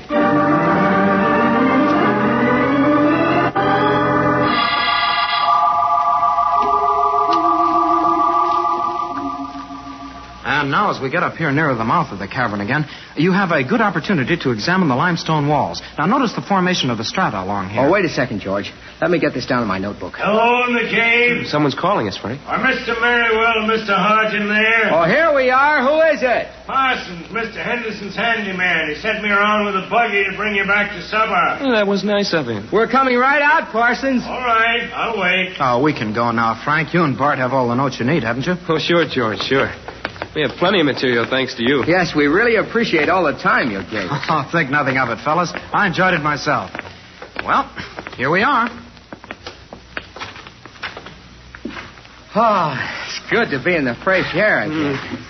Well, this must be Parsons waiting for us. Yes, and there's the buggy. Wait a minute. Oh, what's the matter, George? He's the one. Stop! Get out of my way! That's the footpad. After him, Bart. Don't let him get in the buggy. Grab the bridle, boy. Get out. Missed him. Come back here. No use, George. We'll never catch him now. I'd like to pay him back for that attack. So that's the footpad. Are you sure you had the right man, George? Why, of course I am. Didn't you see him run when he caught sight of me? There's no doubt about it. Henderson's own handyman, a thief. That's a strange development. Well, it doesn't seem to make any sense. Oh, if we only had a carriage. Well, no use trying to catch him now. Frank, it's time I told you more about what I've been doing. Now, you're convinced this Parsons fellow ran off with that formula of yours? I'm afraid so. You see, Yale University has been financing me while I experiment to find a cheaper way to produce aluminum. Aluminum? Yes, Bart. It's pretty generally agreed that if it could be made more cheaply, it would be an invaluable material, as strong as steel and yet amazingly lighter. So that's what your experiments are all about. Yes, I've been working on electrolyzing a solution made from bauxite. That's why I did so much work up here at the Choate farm. There's quite a supply of the stuff in the ground here. Well, things are beginning to make a little sense now. I wish I could say the same. Now, what's all this got to do with that man Parsons? Oh, wait, Bart. Let me finish. A man named Hall perfected a similar process over 15 years ago, in 1885 to be exact.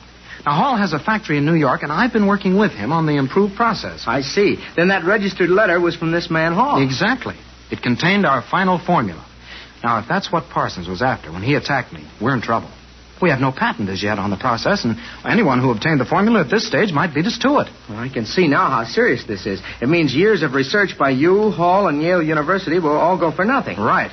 Unless we can catch this fellow Parsons. Well, he'll never show his face around here after this, you can be sure of that. That doesn't mean we can't catch him, Bart. How can we start? By talking to Mr. Henderson. I want to find out as much as I can about Parsons. Oh, one more thing, George. Yes? Have you told anybody about this formula being missing? Not a soul. Good. Then don't. It might help if we keep it to ourselves for the time being. Now, let's go to the inn and find Mr. Henderson.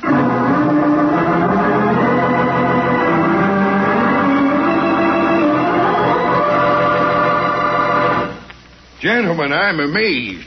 Are you sure you haven't made a mistake? There's no mistake about it, Mr. Henderson. Parsons ran like a frightened rabbit when he saw me. I can scarcely believe it. Parsons a common footpad. Why, hang it, the man's been working for me nearly a year now, and he came with excellent references. Do you have any idea where he could have gone, sir? Not the slightest.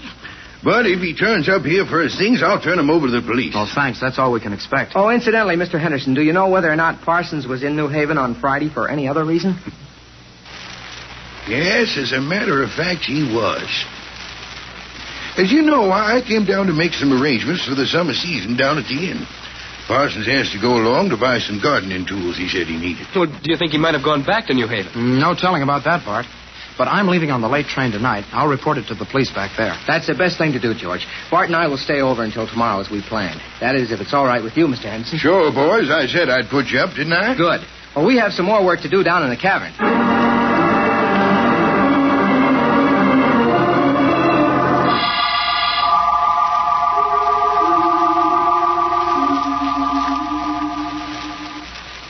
We've got enough stalactite samples now, Frank. Let's go. Oh, just a second, Bart.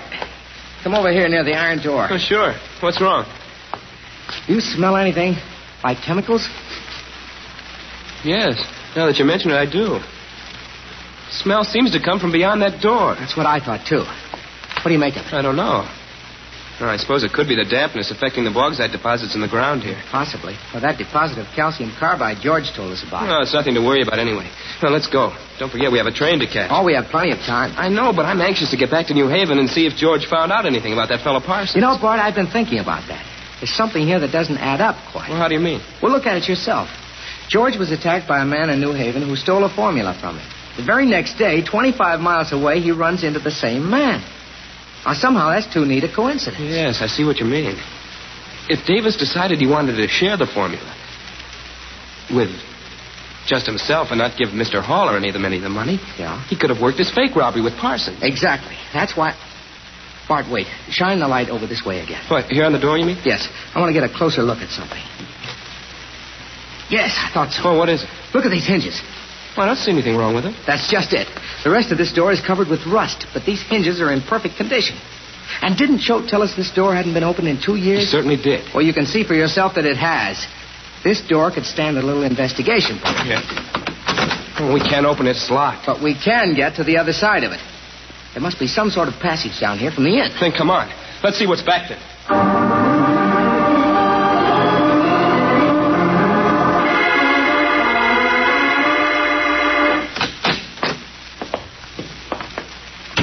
I don't see any sign of Mr. Henderson. Maybe he's in the kitchen. Yeah, I guess so. Oh, no, wait, Frank. Here's a note on the table. Oh, what's it say? It's for us. It says, went over to Choate Farm for a few minutes. We'll return in plenty of time to drive you to the station. Signed, Henderson. Now we can't ask him if it's all right to go down to the cellar. I think we'll go just the same, Bart. If there's anything wrong down there, Henderson will want to know about it as much as we do. Yeah, I guess you're right. Let's see, the door to the cellar's over here, isn't it? I think so. Come on.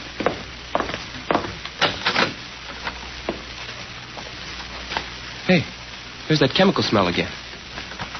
Yes, Bart. The same smell we noticed down in the cavern. Let's take a look down here. Leave the door open so we'll get a little light. Right. Go ahead. Bart, what happened? I don't know. I didn't slam the door. Maybe it was the wind. Better open it again. It's pitch black down here. It's locked. Locked? That's impossible. Let me try. Bart, what's that? Where are you? I can't see a thing. No.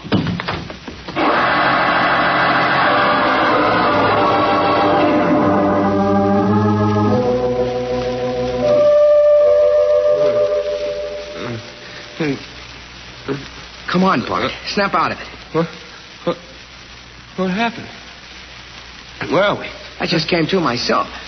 Looks like we're in the cave. Where's that light coming from? Someone left a lantern burning over here.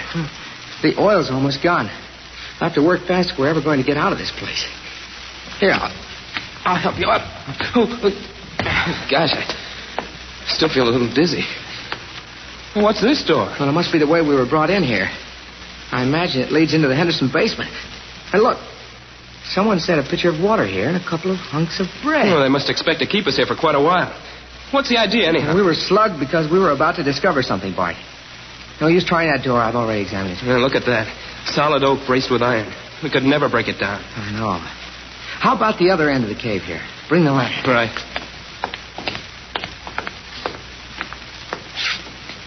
The iron door. Well, we got our wish, Bart. We're on the other side of that door. I'm beginning to wish we weren't. Hold the lantern up, Bart. That's it. Look at the lock on it. Yes, I see.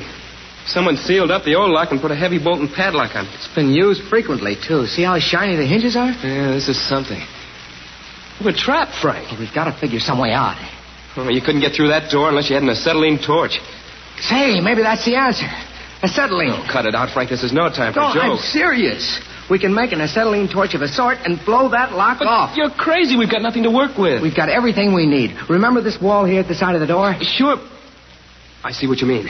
It's made up of calcium carbide. Exactly. And calcium carbide plus water makes acetylene. We made the experiment in chem class just last week, remember? Of course. And we got that pitcher of water back there at the other door. I'll get it. Good. I'll get to work on this wall with my knife.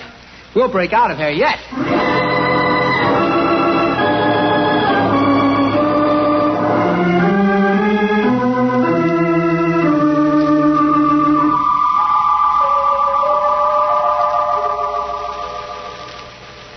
There. We got a pile of the calcium carbide up against this bottom hinge. Now for the lamp chimney over the pile. Oh, this is crazy, Frank. How are we ever going to get the compression we need? You'll see.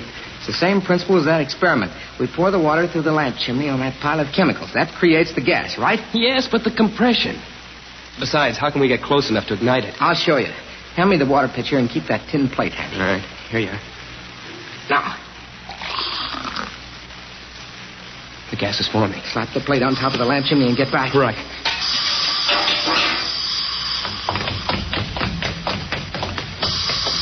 This should be far enough. This rock will shield us if anything goes wrong. Now for the bottom half of the lamp with the burning wick. I get it.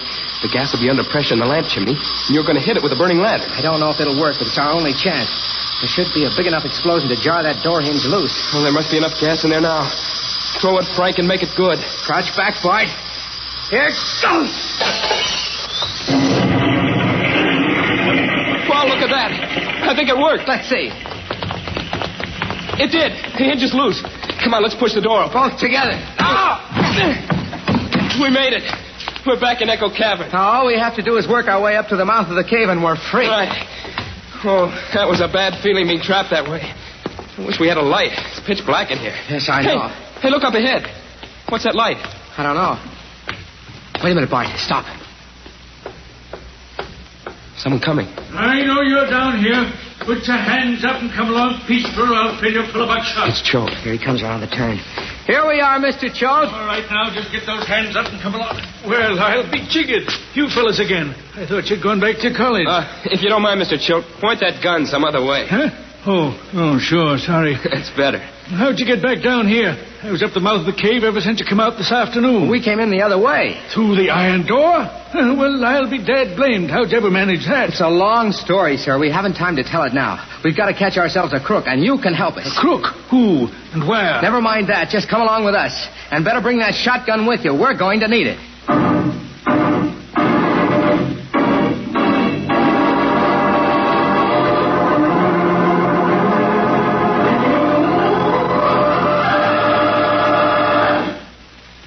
Parsons, finish packing that stuff. We've got to get out of here. I'm ready now. We got a lot of time. Those two college kids will never get out of that cave. That's a lucky thing I spotted them when I did. They were headed right for the basement, caught us red-handed. Well, it doesn't make any difference now. Is the buggy all hitched up, Henderson? Ready and waiting. Come on. Oh, holy smoke. What's the matter? Look out this window toward the Choate place. What do you... Hey, those two kids, they got out of the cave. And they're headed this way. Choate's with him, and he's got a shotgun. Come on, Henderson. Maybe we can make it out the back way. No, hold it. We can't get to the buggy without being seen, Parsons. There's only one way out of this. Your gun.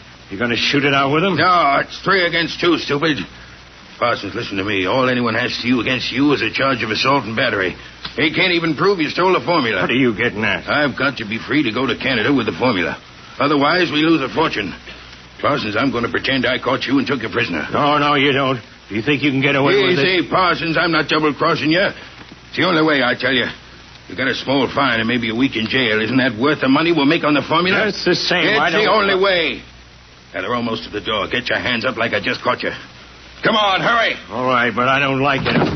Henderson! Oh, Frank, look. He's Captain Parsons. Thank goodness you people showed up in time. We've got to get this man to the police. Better tie him up so as he can't make a break for it. Here's a piece of rope. I'll tie him. I'll keep him covered while you do. How did you get him, Mr. Henderson? Well, I was over at the farm looking for Mr. Choate.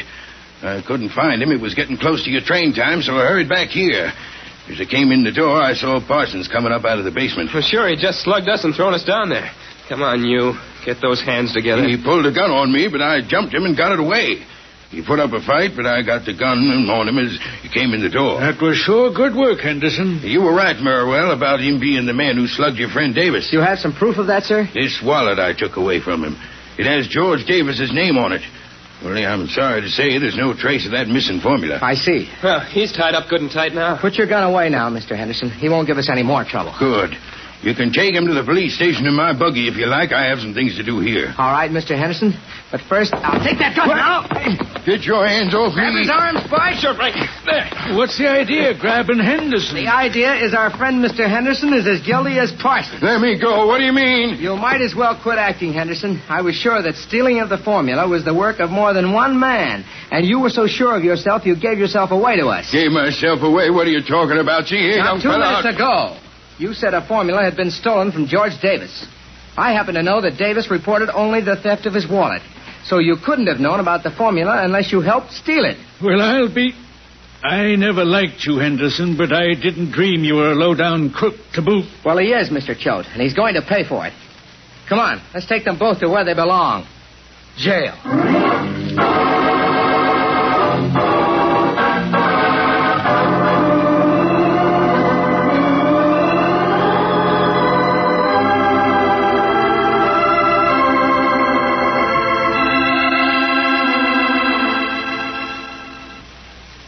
Goodness, Frank, that was an exciting time of it at Echo Cavern. A little too exciting, Enza. Well, you fellows really did me a great service catching up with that crook Henderson.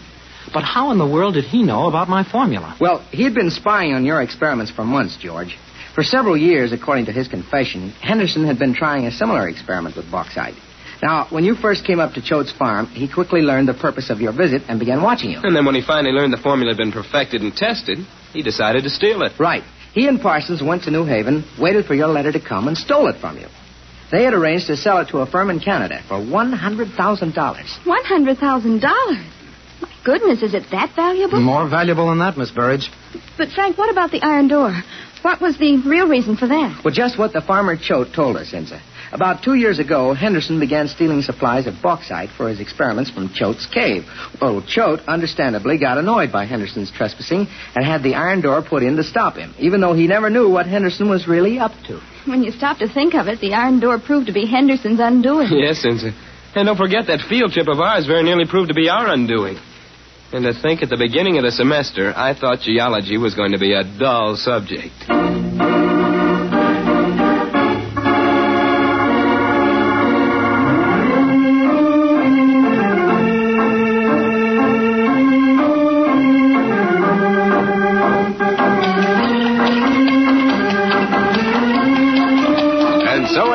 Exciting adventure with Frank Merriwell, beloved hero of American fiction, brought to you in a new series of stories by the National Broadcasting Company. And be sure to listen again next week at the same time when Frank Merriwell returns in another of his celebrated exploits. Frank is played by Lawson Zerbe, Bart is Hal Studer, and Enza is Elaine Rust. Other members of the cast were Frank Thomas, Phil Sterling, Scott Tennyson, and Gene Leonard. Original music was by Paul Taubman. The Adventures of Frank Merriwell is written by Ruth and Gilbert Braun and William Welch, and the entire production is under the direction of Harry Junkin.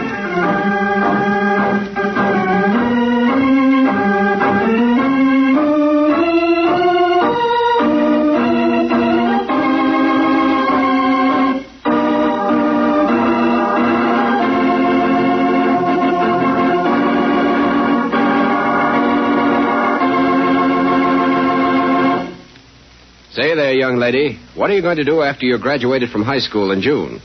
How about a career as a registered nurse? Nursing is a proud profession, and the pay is high, too. And when you're graduated from nurse training, you'll be able to pick your own position.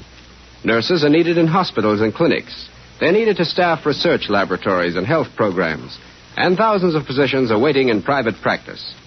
If you're a high school graduate or college student in good health, you can begin planning your career today. Call your nearest hospital or school of nursing. Officials will be glad to help you on the way to a career as a registered nurse. Be sure to meet the Meeks 1/2 hour from now, and stay tuned now for the adventures of Archie Andrews, heard over most of these NBC stations. Mel Brandt speaking. This is NBC, the National Broadcasting Company.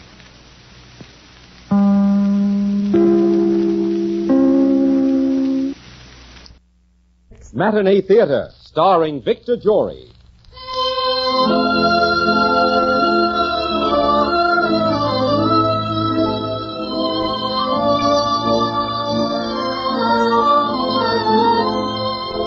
Vicks, the makers of Vicks Vapor Rub, Vicks Vatronol, Vicks Cough Drops, and Vicks Inhaler, presents the Matinee Theater, starring Victor Jory in the delightful RKO romantic comedy, Mr. and Mrs. Smith. But first, here's a good thing to remember when you catch a cold. The best known home remedy for relieving miseries of colds is Vicks Vapor Rub.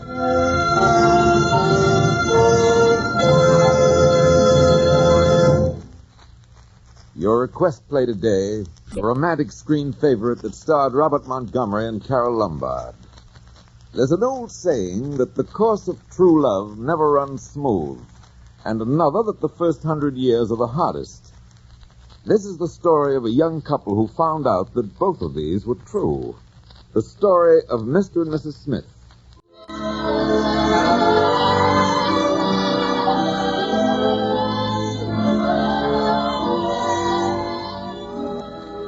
We start their story just after a quarrel.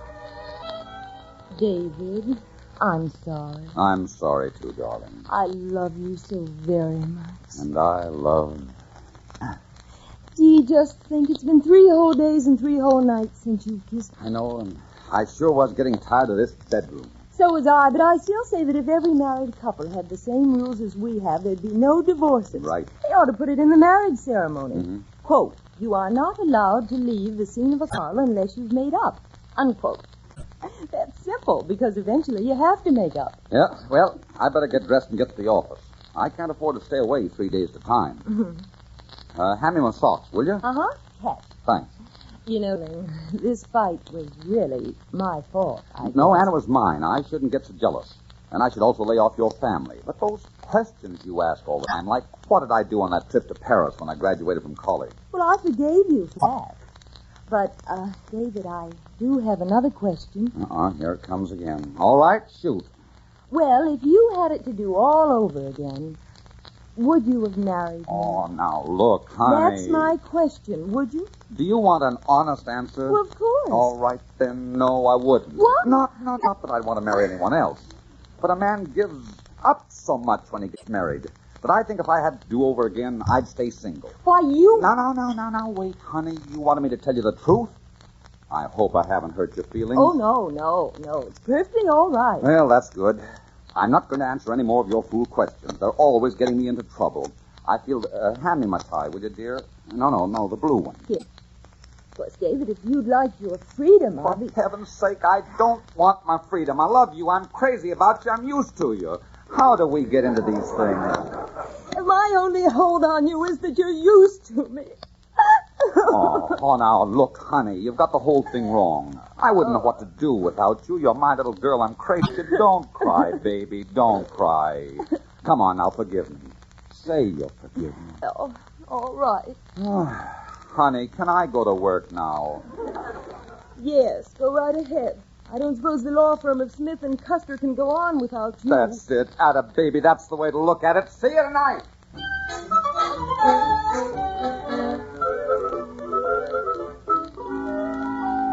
Good morning, Jeff. Well, good morning, Dave. I didn't know whether you were still a member of the firm or not. Yeah, 3 days this time. I'm sorry, Jeff. Another little domestic disturbance? You know how Anne is. You have to humor her. Oh, you don't have to explain to me, David. I understand. Fine. I haven't been your partner all this time for nothing. Oh, say, I almost forgot. There's a Mr. Deaver waiting. He wouldn't tell me his business. Said it was something private. Deaver? Well, maybe a client. I'll go right in. Mr. Deaver? Yes. You, Mr. Smith? Yeah, that's right. What can I do for you? Well, I don't know what you can do, but were you married in Beecham in March 1940? Beecham? Well, yes, I was. Well, I hope you won't be upset by this. But, you know, Beecham is on the other side of the river. Oh. Yes, and it's always incorporated in Brenda County. And you see, Brenda County is in Idaho. You follow me, don't you? No, but don't mind me. I'm just listening. Well, we in Beecham found out that we didn't have the right to be incorporated in Brenda County because from the other side of the Bass River, we belong to Nevada. Beecham, Brenda, Bass River. Is that clear? Yes, that's perfectly clear. What does it mean? Well, we just found out that anybody who got married after the year 1936 with an Idaho license in Nevada, well, it just isn't proper. Well, that's interesting. What do you mean it isn't proper? Oh, now, wait a minute, Mr. Smith. I don't want you to get frightened or upset or anything. And all it is has been a kind of a mistake. And under the law, you're not legally married. What's that? Oh, you really are married and everything, but there's a little technicality, and we figure in case of deaths and wills and births, children, it'd be better if everybody kind of got married again, just to be on the safe side. And the Chamber of Commerce is sending me around to tell everybody about it. Now, here's your $2 you paid for the license, and you can use it to get another. Well, this has very interesting possibilities.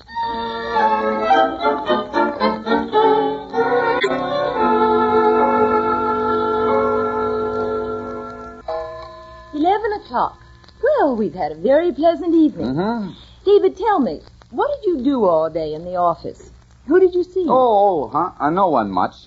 I was in conference most of the day with Jeff. You know, things pile up in 3 days. Well, what do you say if we go to bed? I have a long day tomorrow. Bed? And just where were you planning to sleep tonight, Mr. Smith? We just thought, what? Now, that's a pretty silly question. Oh, no, it isn't. You weren't going to tell me about Mr. Deaver, were you? Well, he was here to see me, too. You know we're not married, you beast. You weren't going to tell me. Oh, but I was going to tell you, honey. I was going to tell you later. Later? How much later? Now, don't take on so, Anne. Listen, darling. Don't you, darling. You were going to wait until we had another fight and then throw me aside like a squeezed lemon. No, stop being dramatic. I'm not being dramatic. I always had a suspicion about you. So did my mother. Your forehead slants back too much. Oh, come here, honey. Let me explain. Now, don't you touch me. You get out of here. Now, listen, Annie. And don't call me Annie. Hey, stop throwing glasses. They cost money. Get out of here. Get out of here. Oh. Go on. You're not going to stay here. Okay. So I'll sleep at the club tonight, but I'll be back tomorrow. Good night.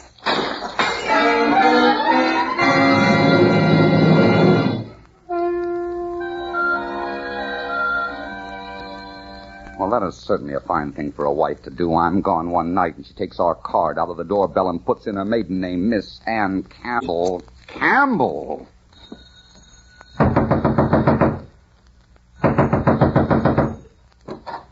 Oh, you. What do you want? Now, see here, Anne. Are you going to stop this silly nonsense, or aren't you? Now, look, I'm willing to fit this whole thing. Well, that's very generous of you, but you'll have to excuse me. I was just going downtown. And who do you think you're talking to, anyway? My wife. Oh, no, you haven't any wife. We're not married, Ducky, remember? Are you out of your mind? Certainly we're married. Not legally, we're not. Taxi. Oh, taxi. All right, we'll get married. Does that suit you? No, it doesn't. Lamb's department store driver. Hey, wait a minute. You're not getting in this cab. Lady, I'm in. Go ahead, driver. Did you hear what I said? We'll get married again. Oh, no, we won't. If anyone asks you, Mr. Smith, you're no bargain. What's the matter with me? Name one thing about me you don't like. One thing? One thing?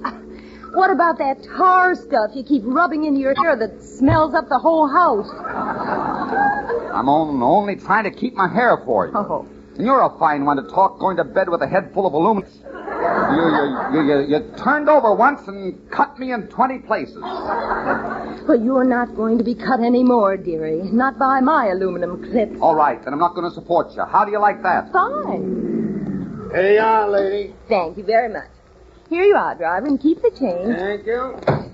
You're not being very practical. How do you think you're going to live? I'm going to support myself, my good man. You won't mind if I leave you here at the employees' entrance? I have a job here. I start today. See you later, David.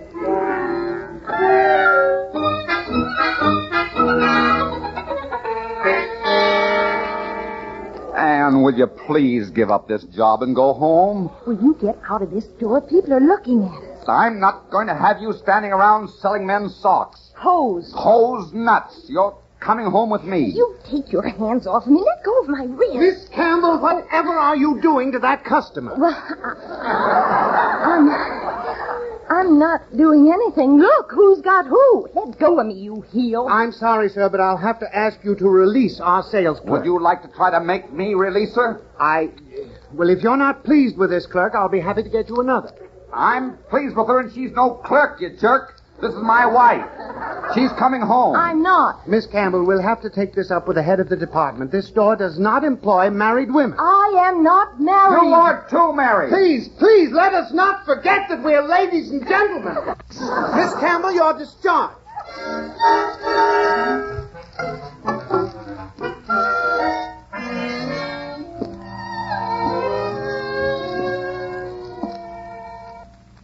What's the matter, Dave?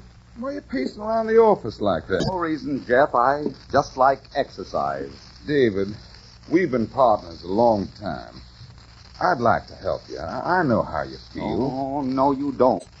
I asked Ann to have me to dinner tonight. We're all good friends, and I think I can straighten this thing out. How about letting me do that? And say you drop in unannounced about, 9 o'clock, huh? You mean it? You do that? Jeff, old man, that's the finest. That's the most decent. That's the most... all right. We're partners. Yes, sir, and you're the best partner a man ever had. And we've been buddies ever since we went to college. You bet we have. And you were the best fullback Alabama ever had. You know, Jeff, I always said Hinkle was a greater back, but I was wrong. Hinkle couldn't touch you. Thank you, David. Thank you. All right, I'll be there at 9. And I'll be there before you, chum.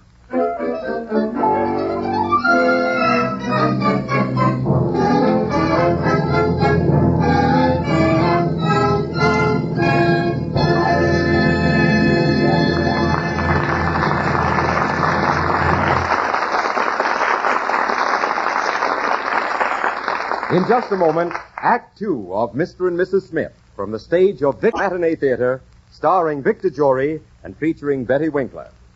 And now, let's try to clear up a question every mother has on her mind these wintry days when children come down with colds. Well, here is something you should know. The modern way most mothers use to relieve distress of children's colds is to rub Vicks Vapor Rub on throat, chest, and back. And here's the reason Vapor Rub is so widely used. You see, the moment you rub Vapor Rub on, its relief-giving action starts right to work and keeps on working for hours to bring such welcome relief. It helps relieve congestion and irritation in the upper breathing passages, the coughing spasms, sore throat, and that muscular soreness or tightness. And results are so good because Vapor Rub penetrates into the cold, congested upper bronchial tubes with its special soothing medicinal vapors. And at the same time, it stimulates chest and back surfaces like a comforting, warming poultice. So when colds strike, remember Vapor Rub. And remember, too, only Vapor Rub gives you this special penetrating, stimulating action. The best-known home remedy for relieving miseries of colds. Vicks Vapor Rub.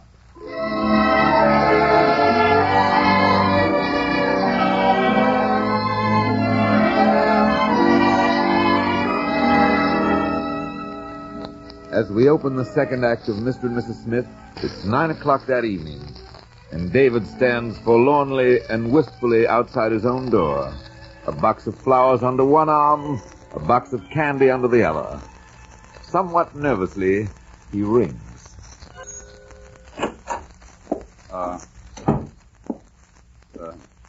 Hello, Anne. Hello, Jeff, old boy. Isn't anybody going to say hello or something? Anything you wish to say to me, Mr. Smith, you can say to my lawyer. Certainly. Lawyer? What lawyer? Anne has asked me to represent her in this matter, David. I've been telling her she doesn't need a lawyer. I'll say she doesn't. Because as I understand the facts, you two aren't really married. Not really married? Why, you hillbilly ambulance chaser. There's no need losing our tempers. And let me tell you once and for all, we are married. If not legally, then by common law, which is just as good. It's better. Yes, but should the woman care to halt this relationship and marry someone else, she's entitled to do so. I cite Peterson versus Peterson, Adams versus Kelly, and Hogue versus New Pennsylvania Coal Company. And you are supposed to be my best friend. I am your best friend. Anne, would you care to have dinner with me tomorrow night? Well, I'd love to, Jeff. Where? And if you have dinner with this polecat tomorrow night, and this is final, we're through. What time would you like to have dinner, Jeff, dear? All right, then. We're through. From this moment on, we're through. How about the Stork Club, Anne? Oh, that'd be wonderful. Sabotage, that's what it is. Sabotage. You, Jeff Custer, you have the nerve to compare yourself with Hinkle as a football player? Why, you couldn't carry Hinkle's water bucket. Good night.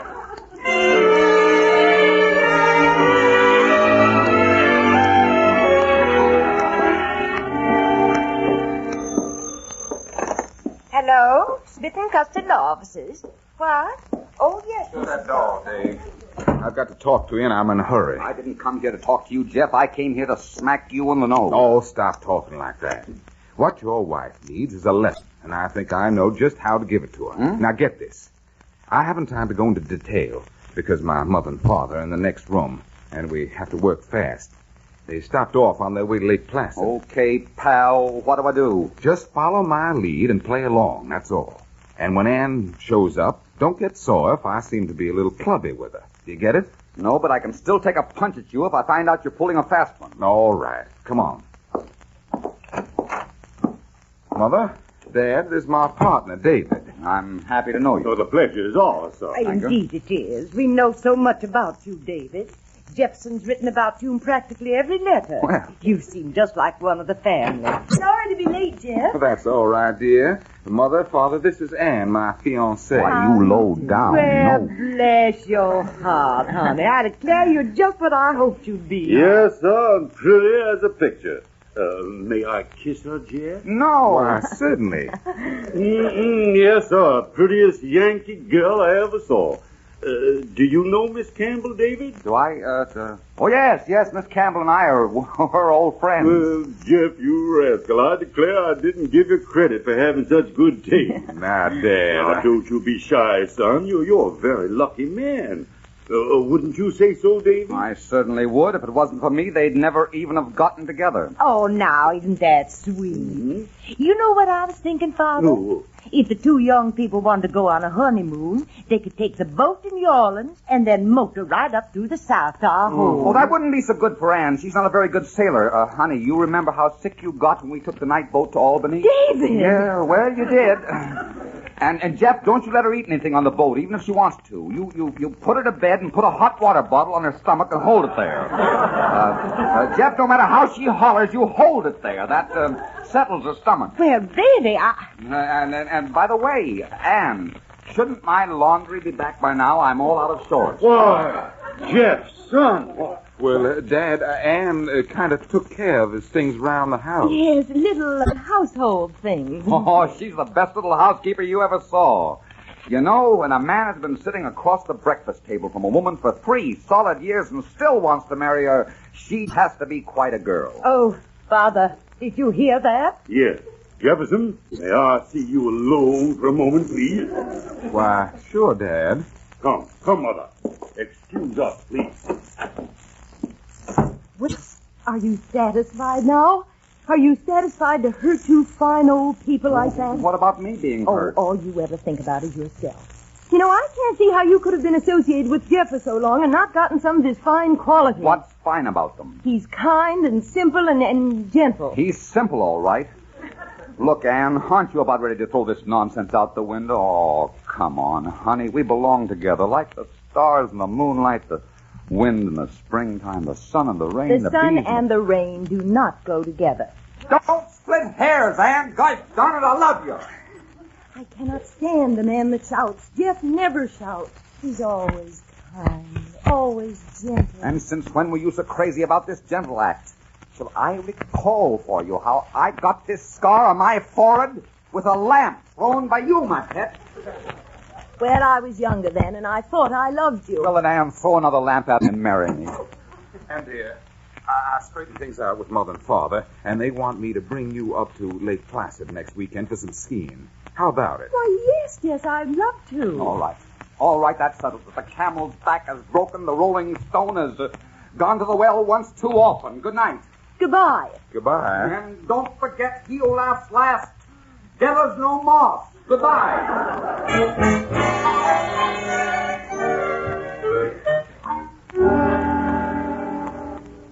I hope you find this cabin satisfactory and that you enjoy your stay in Lake Placid. This is your suite in here, Miss Custer. I was to tell you that your parents will be back this evening. They went on a sleigh ride in the mountains and were held up by a storm. This is your suite on the left. Everything isn't perfectly satisfactory. Kindly let us know. Yes, we will.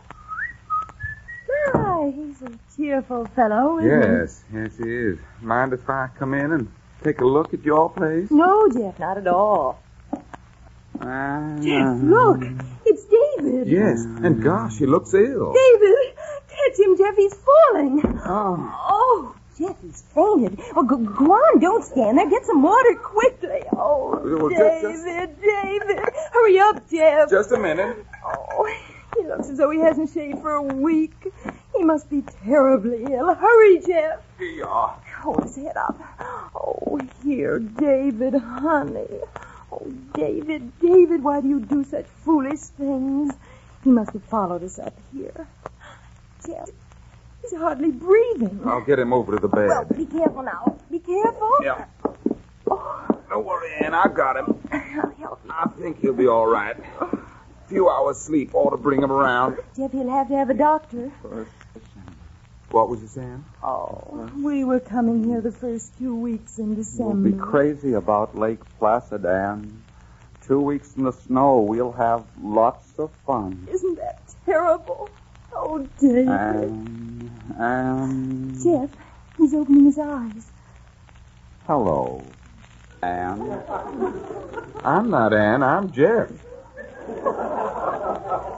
I'll never forget you in that little blue dress, Anne. Quit looking at me. I never had a blue dress in my life. He's thinking about the dress I was wearing when I met him. He liked me in blue. I think we ought to let him rest. Oh. What's he doing? That's not a death rattle, is it? I don't think so. I wish I could hear it again. Huh? Oh, David, darling. Anne, come to the next room a moment. I want to talk to you. Oh, do you think it's all right to leave him? Sure, we'll only be a minute. Anne, there's something I'd like to say. Yeah. You've had 3 years with David, and whether you realize it or not, there's a bond between you that's not easily broken. Well, people get divorced. I know, Anne, I know. But I want to see you happy, and as peculiar as David is, I don't think you can be happy without him. So, why not let up on him? Jeff, I don't think a person ever existed as fine and generous as you are. And, wait a minute. I hear something. Look, you go on talking while I open the door. All right. So, you see, Anne, it is my contention. Why, David... I thought so. You heel.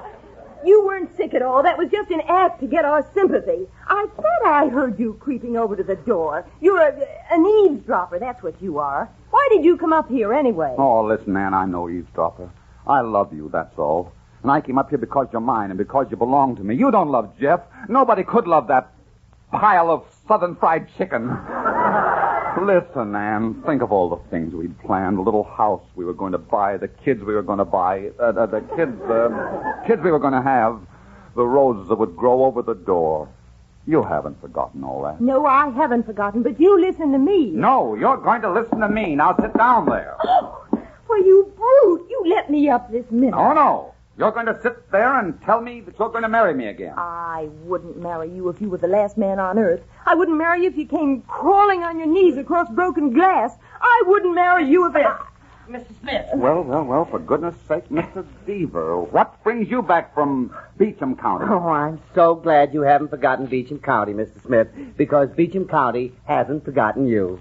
A piece of state legislature has been passed, and I'm happy to tell you your marriage is perfectly in order. You are married. Sister said you are married. Married? Yes, that's right.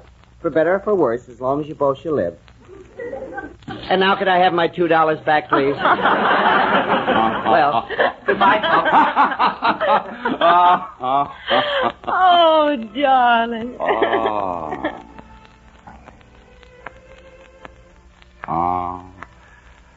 Sister, you're hooked. I'm kind of glad it's all settled.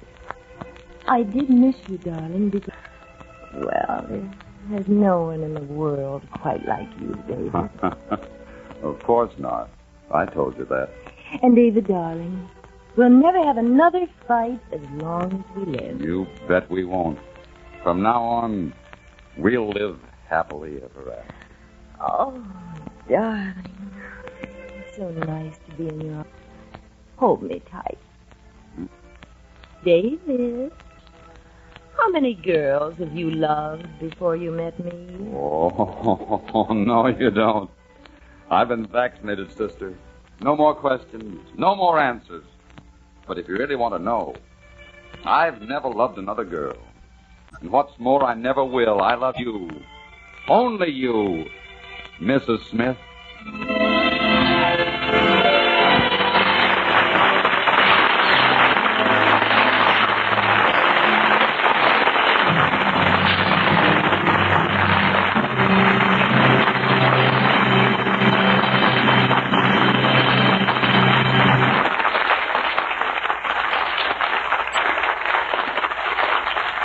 In just a moment, Victor Jory will return to the microphone.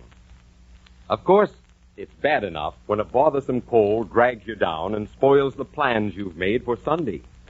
But think about tomorrow and do something about that cold distress. You have the personal experience of millions of thankful families to guide you. Tonight at bedtime, do this. Rub Vicks Vapor Rub on your throat, chest, and back. Vapor Rub's famous relief-giving action starts right to work, and it keeps on working for hours to bring you wonderful comfort. It invites restful sleep, and often by morning, most of the misery of that cold is gone. Yes, if you have a cold, don't take needless chances with untried remedies. Rub on Vapor Rub, the modern way so widely used these days. The best-known home remedy for relieving distress of colds. Time-tested, home-proved Vicks Vapor Rub.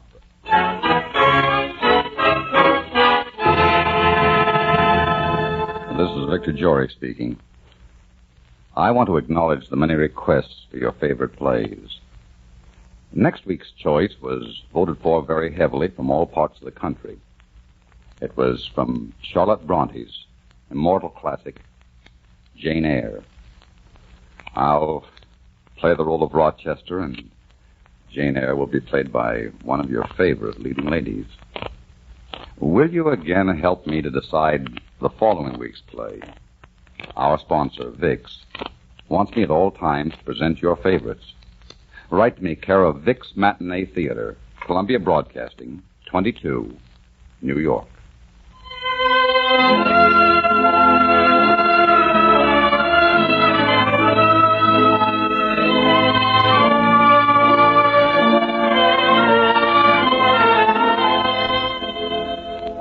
The role of Anne in today's play was played by Betty Winkler.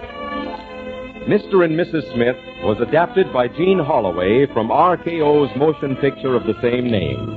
and was directed by Richard Sanville. RKO is currently presenting one of their finest pictures, None But the Lonely Heart, with Cary Grant and Ethel Barrymore. Victor Jory is now co-starring with Miriam Hopkins in The Perfect Marriage.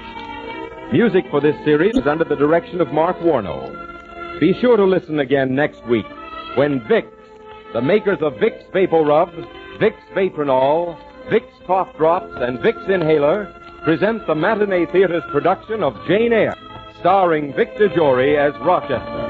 This is CBS, the Columbia Broadcasting System.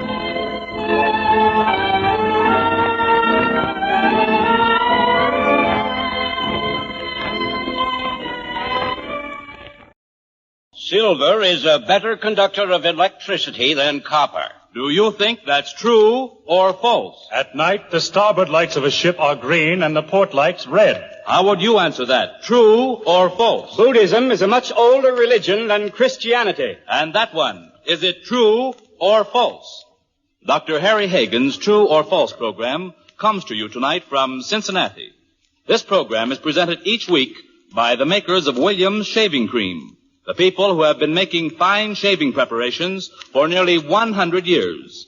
In addition to Williams Shaving Cream, they give us Glider, the new non-oily brushless shave, and Aquavelva, the world's most popular after-shaving lotion. Now let me turn you over to the man you've been waiting to hear, your host and game leader, Dr. Harry Hagen.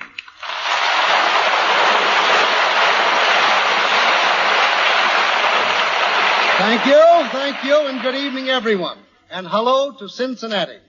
You know, it's a real thrill to be out here with so many friends of True or False, and it looks as though Cincinnati is going to come through with another first-rate contest for us, because here is the lineup. For the men, we have 6 determined young postal clerks, gentlemen who earn their bread and butter in the employ of the post office in Cincinnati. And they look as though they're going to be pretty tough to beat. But that doesn't seem to worry the ladies who are opposing them, not in the least. These are 6 members of Cincinnati's League of Women Voters. And they're a pretty competent lot themselves. They're captained by Mrs. Edward Parsons, Executive Secretary of the organization. Mrs. Parsons, we'd like to hear something about your team and about the League of Women's Voters. Hello. Go ahead, recite it, please. Well, it's very nice to be here and to greet you on behalf of the League of Women Voters. I don't know just what to say about our team, except that we all think we're very hard-working women.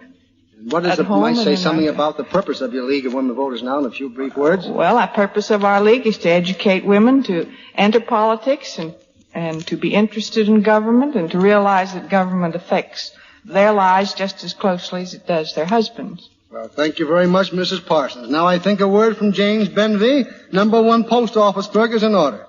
Captain Benvey, how do you feel about your chances tonight? Well, we took a true-false contest to get our jobs, and we passed it with high averages, and I think we can master this one pretty well. However, if we go down, the best team will win. Have no regrets. There is a saying, though, that nothing can hold back the mail. Tonight, I'd like to add another word to that and say that nothing can hold back the male clerks. Even the female. All right. Thanks, James Benvey. And now let's hear from Gene Trace, our vice president in charge of prizes. Come in, Gene. Every one of the contestants on True or False tonight gets an attractive Williams gift kit, win or lose. But for the winning team, there's even more. A $5 bill goes to each member of that team. And the grand winner of the entire contest gets the grand prize of $25 in cash. And so on with True or False to see where the postal clerk or woman voter will be the last one standing. Mrs. Edward Parsons, here's tonight's first True or False. Poached eggs are sometimes fried. Is that true or is it false? It's false. Correct. They're always poached, broken and dropped into water. All right, Captain James R. Benvey. Jimmy, children often have to eat milksops for dessert. Is that true or is it false? What's that? Children often have to eat milksops for dessert. That's false. Correct. You know what a milksop is? No, sir. You don't? Well, I've never heard of one. Never heard of one, the gentleman says. Well, Jimmy, I know you're not a milksop because it's a slang term meaning a crybaby or a sissy. Well, I wouldn't even know anything about that. That's the boy. All right, next on the list is Mrs. Morris Edwards. Mrs. Edwards, if you keep a colander Calendar. If you keep a calendar on your desk, you never have to ask the date. True or false? False. You know what a calendar is? Your answer is correct. A sieve. That's right. A calendar's a strainer. Calendar should give the desired information. All right, this is just Mr. Graydon Gallagher. Graydon, and I'll call you Gallagher for short, I guess. Wait for sparring for you. Now, warm are you, son? Just a little Just bit. a little bit. All right. Milk is an absolutely essential ingredient in soft custard. Is that true or is it false? That is true. Correct. Custard is a mixture of milk, eggs, and sugar, which is either boiled or baked. All right. So far, going along pretty well. Here's Mrs. Lowell Hobart, Jr. Mrs. Hobart, Parmesium, Paramecium. Parmesium is an Italian cheese which is usually grated and sprinkled over spaghetti. Is that true or is it false? True. Oh, I'm sorry. It's false. That's Parmesan. A Parmesium is a tiny animal. Well, that's one down for the Women's League of Voters, and that brings up to the fellow here, James R. Dabrowski. Beg pardon? Debowski. Oh, Debowski. Oh, you are the Debowski. Right. Well, Jimmy, I'll call you Jimmy. Don't mind that. Jimmy, do you think a man should be boss in his own home? Absolutely. I know one thing. I'm the boss in my home. Good boy. Well. That's a good boy. Anyone that isn't boss in their own home should wear a petticoat. Is that so? That's right. Any man that isn't boss in his own home should wear a petticoat, did you say? Absolutely. Oh, boy. Well, how long have you been married? 10 days. 10 days.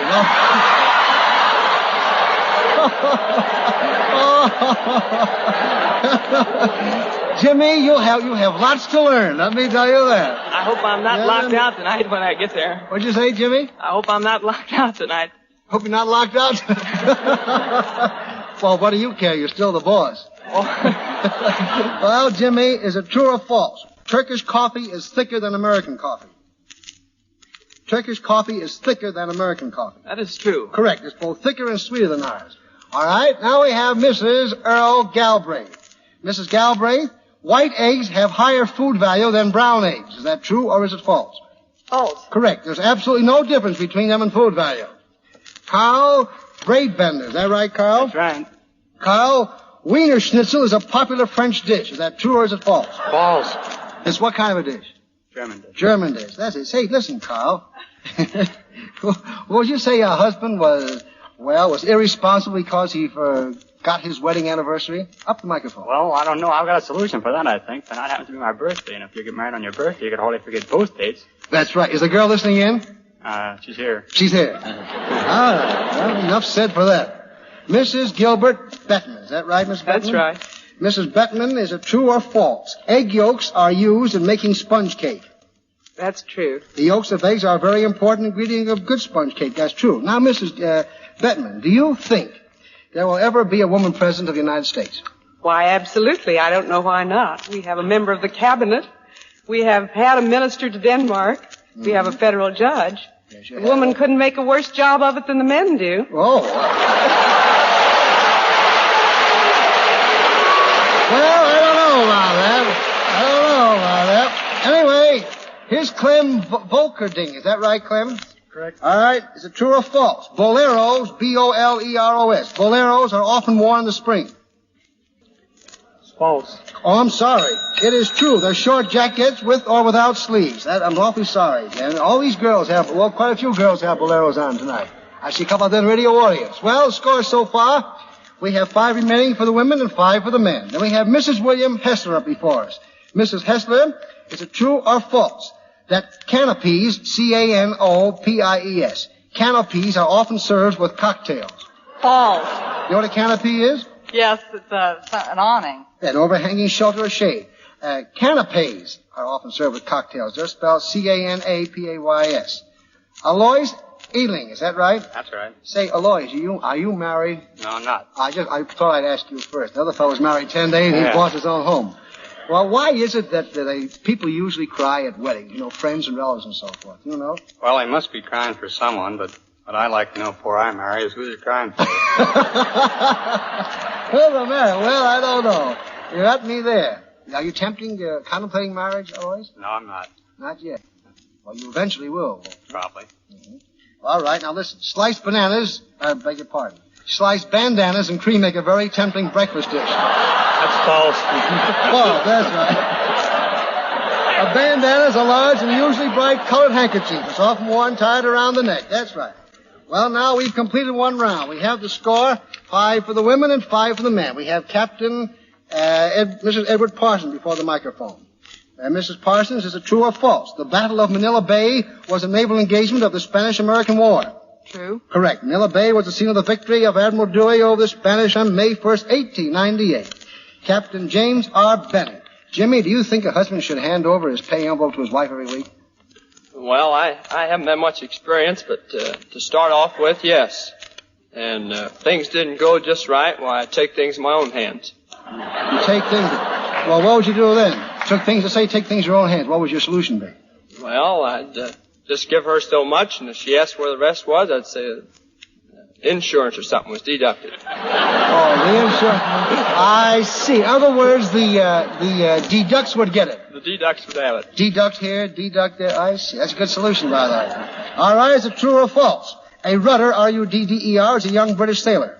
False. Correct. A rudder is a device which directs the course of a vessel. Mrs. Morris Edwards. Mrs. Edwards, is it true or false? The Battle of Jutland, or Jutland, J-U-T-L-A-N-D, was a famous naval battle of the Spanish-American War.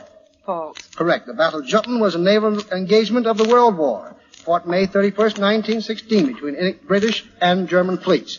Graydon Gallagher. Now, I'm going to give you a special question that won't count in the score, Graydon. Here it is. True or false? It's the thickness of the feathers that makes water roll off a duck's back. Won't count in the score. What would you say to that? I didn't understand the question. It's the thickness of the feathers that makes water roll off a duck's back. False. False. Of course it is. The statement is false. It's the oil on the feathers that makes water roll off a duck's back. A duck has large oil glands in the skin that keeps its feathers covered with oil. And you know, you may be surprised to hear it's a lot the same way with a man's whiskers. And it's a point that's very important to remember when shaving. How about a gene trace? Is that true or is it false? That's true, Dr. Hagen. The sebaceous glands in a man's skin give out oil that gradually covers his whiskers. So in the morning, you can be sure there's a coating of oil on your beard that you've got to get rid of before you can make much headway in softening up your whiskers. But make sure you get Williams. Williams Shaving Cream. Graydon Gallagher, are you married? No, not yet. You're not. Well, when you do get married, do you think a wife should pick up after her husband, socks, shoes, so forth? Why, absolutely. You do? Oh, I don't know. Why do you think so? I won't agree with you. Well, if the wife didn't pick it up, who's going to pick it up? That's right. All right there, Greg. You'll find out. Here's one we gave last week. A posthumous novel is one written after the death of the author. True or false? False. Correct. It's one published after the death of the author. Correct. Mrs. Earl Galbraith is next. Mrs. Galbraith, is it true or is it false? A halyard, H-A-L-Y-A-R-D. A halyard is a rope or wire used to hoist a sail. Yes. That's true. True. The answer's correct. James Dabowski is next. Jimmy, an ensign, E-N-S-I-G-N, is a flag flown on a ship. True or false? That is true. Correct. An ensign is also a naval officer. Correct. Mrs. Bettman's next. Mrs. Bettman, in sailing, the log measures the speed at which a boat travels. True. Correct. The log is an instrument which measures the speed of a boat. It's also a day-by-day record of a voyage. Carl Braidbender's next. Carl, the crew's quarters are often in the forecastle. Is that true or false? That question over again, please? Yeah, the crew's quarters are often in the forecastle. Is that true or false? True. Correct. The forecastle, or forecastle, some people say, is a compartment below the forward deck usually reserved for crew. Mrs. William Hessler, if you hear 2 bells on board an American ship, you may safely assume that it's either 12:30, 4:30, or 8:30 o'clock. That's true. Oh, I'm sorry. That's false. You should know that it's either 1, 5, or 9 o'clock. Alois Ealing. Alois, is it true or false? At night, the starboard lights of a ship are green and the port lights red. That's true. That's correct. Captain Edward Parsons is next. Mrs. Parsons, the Europa is Germany's largest ship. Is that true or is it false? It's true. Oh, I'm sorry. It's false. The Bremen is larger than the Europa. James Benny is next. Jimmy, the flag of an admiral in the United States Navy consists of a blue background with 3 stars forming a triangle in the center. Is that true or is it false? It's false. Correct. That's a vice admiral's flag. The admiral's flag has 4 stars. Mrs. Morris Edwards. Mrs. Edwards, the United States naval salute for visiting royalty is 18 guns. It's true. I'm sorry. It's 21 guns. 21 guns for visiting royally. Graydon Gallagher, upon graduation from Annapolis, a midshipman assumes the rank of second lieutenant in the United States Navy. Is that true or is it false? That is true. I'm sorry, no, it is false. He assumes the rank of ensign. Well, now the score. We have remaining for the women 2 and for the postal clerks 4. 2 and 4. All right, next up is Mrs. Galbraith. Mrs. Galbraith, is it true or is it false? The chief use of a regicide, R-E-G-I-C-I-D-E, is to destroy insects. The chief use of a regicide is to destroy insects. False. Correct. You know what a regicide is? Yes. What is it? That's the person who killed. That's right. A regicide is the murder of a king. An insecticide destroys the insect. James Grabowski. Jimmy, plagiarism is a method for converting wood pulp into silk. That is false. Correct. You know what plagiarism is? I don't believe I do. Don't believe it, though. Well, plagiarism means the stealing of someone else's ideas or artistic productions and using as one's own. Mrs. Gilbert Bettman. Mrs. Bettman, the boll weevil is a machine of great importance to cotton growers. Is that true or is it false? That's false. Correct. The boll weevil is an insect which infests the cotton plant. Carl Braidbender. Carl, a sphere, S-P-H-E-R-E, is a weapon with a long shaft and sharp head. False. Correct. That's a spear. A sphere is a globe or ball. Well, score. Still 4 for the gentlemen and 2 for the ladies. Mrs. Galbraith, the solar plexus is a large sunspot. True or false? False. You know what a solar plexus is? Right here. And she points right to the abdomen. Yes, that's right. The solar plexus is part of the human anatomy. A nervous center on the back of the abdomen. Alois Elling. Alois, sound travels faster in hot air than in cold air. True or false? Sound? I have that again. Yes, sound travels faster in hot air than in cold air. That would be true. Correct. Right you are. Mrs. Bettman. Mrs. Bettman, an asterisk. An asterisk is a small star which revolves around a planet. True or false? False. You know what an asterisk is? Yes. It's a star used in printing Shape, to show punctuation something mark. that- That's right. Often used to call attention to a footnote. Jimmy Bendry. Jimmy, a square foot of gold always weighs more than a square foot of silver. A square foot of gold always weighs more than a square foot of silver. That's false. Correct. It all depends upon its thickness. Correct. Mrs. Galbraith, the bubbling of carbonated water is caused by the release of carbon dioxide. True or false? True. Correct. Water dissolves more than its own volume of carbon dioxide at normal pressure. Placed under normal pressure releases the excess gas. That's what causes the bubbling. Jimmy Dabrowski. Jimmy, physiognomy is the branch of science which deals with body culture. True or false? That is true. I'm sorry. It is false. The physiognomy is the face. It's also the art of reading character from the features. Well, we have 2 women and 3 postal clerks left. Now, Mrs. Gilbert Bretman. The sun is a large planet. True or false? False. Correct. It's a star. Carl Braidbender's next. Carl, is it true or false? Marquisette is the name given to the wife of a marquis. False. Correct. What is Marquisette? You don't know. Well, you'll find out. You'll find out. Marquisette is a material. A marchioness is the wife of a marquis. All right, Mrs. Galbraith. Is it true or false? Charlotte Russe was the French woman who assassinated Murat. False. Correct. That was Charlotte Corday. Charlotte Russe is a dessert made of sponge cake and cream. Very good, too. Very fattening, too. Alois Ealing. Alois Robespierre was a French royalist. True or false? That's false. Correct. He was a French revolutionary leader who caused many to be guillotined. Mrs. Gilbert Bettman, in the presidential election of 1916, Woodrow Wilson was a Republican candidate. True? False. Correct. He was a victorious Democratic candidate. Well, still, 3 for the men and 2 for the women. Who's going to win this contest tonight? I don't know. Maybe you can find out. James Benvey, George Washington was inaugurated president in 1783. True or false? George Washington was inaugurated president in 1783. That's false. Correct. He was inaugurated for the first time in 1789, the second time in 1793. Mrs. Galbraith, John Hancock, and Samuel Adams were Massachusetts patriots. True or false? True. Correct. Right you are. My. Carl Braidbender. Alexander Hamilton and Thomas Jefferson were great political antagonists. True or false? False. Oh, I am sorry, it's true. Thomas Jefferson was the leader of the Democratic Republican Party, which favored strong state powers. Alexander Hamilton led the Federalist Party, which believed in strong federal power. Now, Mrs. Bettman has a special question to be off the record. True or false? Hair grows faster at night than in the daytime. That is on the face, I mean. I'm sure I wouldn't know. Well, what would you say? I'd say true. Well, the statement is false. It doesn't count for scores, so it's all right. Authorities say that hair grows faster during the day than it does at night. That's why it's so important for a man to get a clean, close shave in the morning. Otherwise, he's apt to have a pretty dark chin by late afternoon. And now here are pointers on how to get a clean, close shave. Get a tube of Williams shaving cream tomorrow. There are several different sizes, but bear in mind, you get twice as many shaves at a 40% saving when you buy the big double-sized tube. The name to remember is Williams. Williams shaving cream. All right, Mrs. Bettman.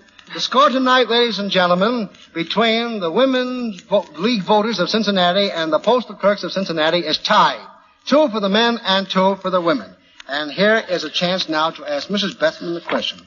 Mrs. Bettman, polygamists are exempt from federal income taxes. True or false? False. Correct. A polygamist is a man or woman married to more than one person at once. They pay taxes the same as you and I. Alois Ealing, Alois, the initials NLRB are the common abbreviation for the National Labor Relations Board. True or false? That's true. Correct. Mrs. Galbraith, the Irish Free State is a member of the League of Nations. True or false? False. I'm sorry, it is true. It was admitted to the League in 1923. Now, Captain Benvey and you and your partner here, Alois Ealing, are appearing against this Mrs. Bettman. Now, it's 2 men against 1 woman. So here it is. You ready for it? Yes, sir. All right. Poland is a kingdom. True or false? That's false. Correct. Poland is what? Republic. Right you are. Mrs. Bettman. Italy is a kingdom. True or false? True. Correct. Victor Emmanuel III is the king of Italy. Alois Ealing. Alois, Canada is a member of the League of Nations. Is that true or is it false? That's false. Oh, I am sorry. It is true. Well, once again, we're tied. Now, the first one to make a mistake on tonight's broadcast means the other team wins. And the coincidental part of this thing is this. Either one of these people are entitled to $25 in cash besides winning the team prize. So, be on your toes. Mrs. Bettman, if you earn less than $1,000 a year, you're exempt from federal income tax. True or false? True. Right you are. Captain James Benvey. Jimmy, how do you feel? Well, I feel like I'm on the last of the Mohicans, sir. Last, sir. All right. Now here. Acrimony, A-C-R-I-M-O-N-Y, is what a man pays his divorced wife. True or false? That's false. Correct. Right you are. Mrs. Gilbert Bettman. Mrs. Bettman, 10 Downing Street is the address of the Bank of England. True or false? False. Correct. It's the official residence in London of the British Prime Minister. Jimmy Benvey, using the mails to defraud is a federal offense. True or false? That's true. That's correct. Right you are. Well, who's going to win this contest? Boy, is this really getting close. Mrs. Gilbert Bettman. Mrs. Bettman, penology is a science that treats with crime. Is that true or is it false? Penology is a science that treats with crime. I should say that were true. Correct. It's a science that treats with the punishment and prevention of crime.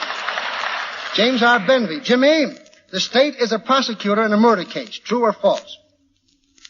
The state is a prosecutor in a murder case. That's true. Right you are.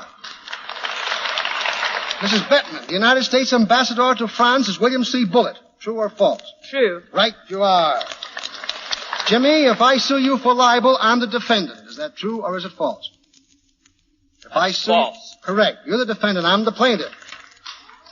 All right. Well. In this United States, a national census is taken every 10 years. How about that, Mrs. Benson? That's true or false? True. Right you are. Correct.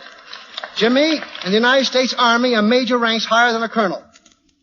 Say that again. In the United States Army, a major ranks higher than a colonel. True or false? That's true. Oh, I am sorry it's false. I'm sorry it's false, and that means the Women's League voters won tonight's contest. And the last question to win this contest tonight, given to Captain Jimmy Benvey, the true or false was, in the United States Army, a major ranks higher than a colonel. He says true. The answer is false. A colonel ranks higher than a major. Now, come up here, Mrs. Bettman. On behalf of the Williams Shaving Cream people, I give you $25 for yourself. Oh, well, yes, sir. Thank you very much. And in behalf of the League of Women Voters, I accept it with great pleasure. Oh, just a minute. The pleasure's all mine. You can't do that to me. Wait a minute. Oh, whoa, don't go away. Here's $25 more to be divided among the 5 remaining members of your team. Thank you very, very much. Well, the League of Women Voters is delighted, and I'm sure will educate a great many voters with this additional money from the Williams Shaving Cream. Now, just a minute. If you can educate your husbands to using Williams Shaving Cream, or educate all the Women's League of Voters all over the United States to use Williams Shaving Cream, I'm happy to give you the $50. I assure you my husband needs no education in that No line. education. Well, don't you think the boys are pretty good? Come up here, Jimmy. Jimmy Benvey. I'm sorry I didn't win, Jim, but you're very, very good. Very, very good. Yes, sir, I think Jimmy needs a lot of applause. He's a fine, upstanding young man. He's going to go far in the Postal Service. Good luck and congratulations, Jimmy. Have anything to say? Well, best team won. The best team. There you are. Very good, Jimmy. Did a fine job. Now, next Monday evening, we'll find us back on our regular stamping grounds in New York City. At that time, we ought to have a good contest when 6 candid camera enthusiasts tangled with a team of girls from the staff of the New Jersey College for Women. Boy, that ought to be good. And don't forget, you True or False fans in Baltimore, Maryland, we're going to bring True or False to your city early next month. So get busy making up your teams now, please. Here's Gene Trace to tell you what to do. To enter a team for True or False for the Baltimore contest or for a New York contest, here's all you do. Organize an interesting team of 6 people. List their names and occupations in a letter, and then mail that letter to Dr. Harry Hagen in care of your station. That's all there is to it. Just send the list of your 6 team members to Dr. Harry Hagen in care of the station to which you're listening. And do that right away, you Baltimore True or False enthusiasts, because we're going to have a bang-up program down there. And now to round off tonight's show, we'll have to give a True or False to Gene. As Gene Trace. Maybe we will remove all trace of Gene after this one. I don't know. So, Gene, here it is. See what you can do with it. Is it true or false that William Howard Taft succeeded Oliver Wendell Holmes as Chief Justice of the Supreme Court? Well, now... Let me give it to you again, so I have no alibis. William Howard Taft succeeded Oliver Wendell Holmes as Chief Justice of the Supreme Court. Is that true or is it false? Let me see. Dr. Hagen, when was... William Howard Taft president? I won't tell you. Because if I told you, you'd know the answer. I'm not going to do it. Well, let me see. I refuse to commit myself. Is it true or false that William Howard Taft... All you have to do now, don't be alibiying. Is it true or is it false? Don't give me any stalling now. Come on, Gene. Well, I'm trying to get a hint from someone. Well, I'll say true, Dr. Hagen. Well, I'm not going to say whether you're right or you're wrong, but something tells me that question is going to come up again next week.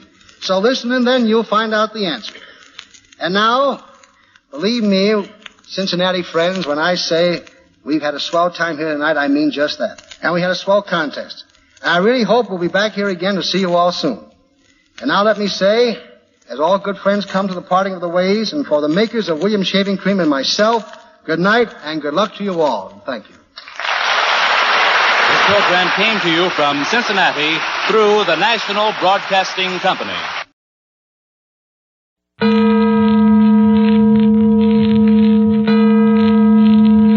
Adventures by Morse.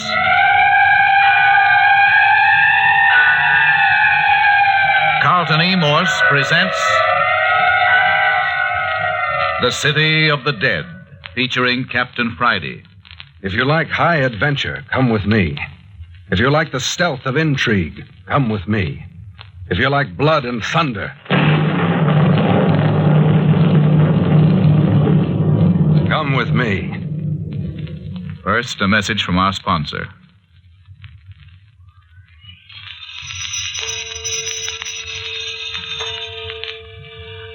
Eight o'clock on Sunday morning, the second day in the City of the Dead. 8 o'clock in the morning after a night of unearthly events and sudden death. And it all seems to be centered about the caretaker's cottage at the gate of the old abandoned cemetery. Those present include the caretaker himself, better known as Mayor Joshua Friday, Dr. Tuner, retired, all his patients are laid away in the City of the Dead, Captain Friday, son of the mayor, and private investigator from San Francisco, who has come down to the city of the dead to help his father fight grave robbers. The only persons caught in the net so far are Jimmy Parker, a nice-looking college boy, and his girlfriend, Phyllis Carroll. At 2 o'clock this fog-choked winter morning, Captain Friday was roused from sleep to find a phantom-like white-robed figure, its face covered with long, white flowing hair, patrolling about the caretaker's cottage. Yes, I awakened Jimmy Parker, and the two of us slipped out of the house and around the corner just in time to see the phantom creature leap on the figure of a man, who at the moment was attempting to break into the cottage. The man died instantly under the gleaming knife in the creature's clawed hand. Before Parker or I could stop it, the thing had gone. Yeah, Captain Friday and I rushed to the scene, but the housebreaker was dead. Captain Friday sent me back into the house for Dr. Tuner. I wasn't gone more than a couple of minutes, but when we got back, not only was the murdered man gone, but Captain Friday was lying on the ground, unconscious. And a peculiar thing, all the time this was happening, Mayor Friday's been missing from the cottage. But now it's 8 o'clock the next morning, and Phyllis is telling what she saw. I tell you, I saw it all from my window. You were awake, Miss Carroll? The scream of that man outside my window awakened me. You mean the man that was murdered? Yes. Who was he, Captain Friday? I don't know. He was trying to break into Parker's room when the family ghost jumped him. It sprang on his back like an animal and was gone quicker than a flash. Stabbed him in the back. He was dead when I reached him. That's what I heard. I jumped out of bed and I looked out through the bars of my window. You were just bending over the body, Captain Friday. Well? I didn't know what had happened. It was too dark to tell who you were. Then all at once I saw two shadows creeping up on you from behind. Two? Yes, there were two. Suddenly I heard myself scream. I heard you. That's what brought me to my feet just in time to get that crack on the side of the head. That's funny. Dr. Tuner and I didn't hear a scream, did we, Doctor? But where did Dr. Tuner go? Said he was going to walk around while he smoked his after-breakfast cigar. Well, anyway, we didn't hear Phyllis scream. Well, I did.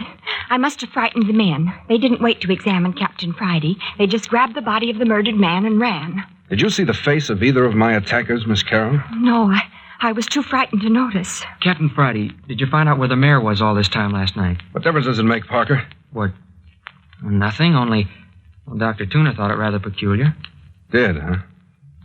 Well, there seem to be a lot of peculiar things going on around here. Do you think that ghoulish killer we saw last night was a man in disguise? At least it was human. You didn't really think anything could actually look like that, do you? Oh, Jimmy, let's not keep still any longer. I'd rather go to jail right now than spend another night here. Phyllis, keep still. If you're part of this gang of cutthroats... Oh, we're not. We're not. Look here, Captain Friday. If we tell you everything, will you let us go? I can't promise that. Well, will you take us away from the city of the dead? You indicated last night that the presence of you and Miss Carroll was aggravating the situation.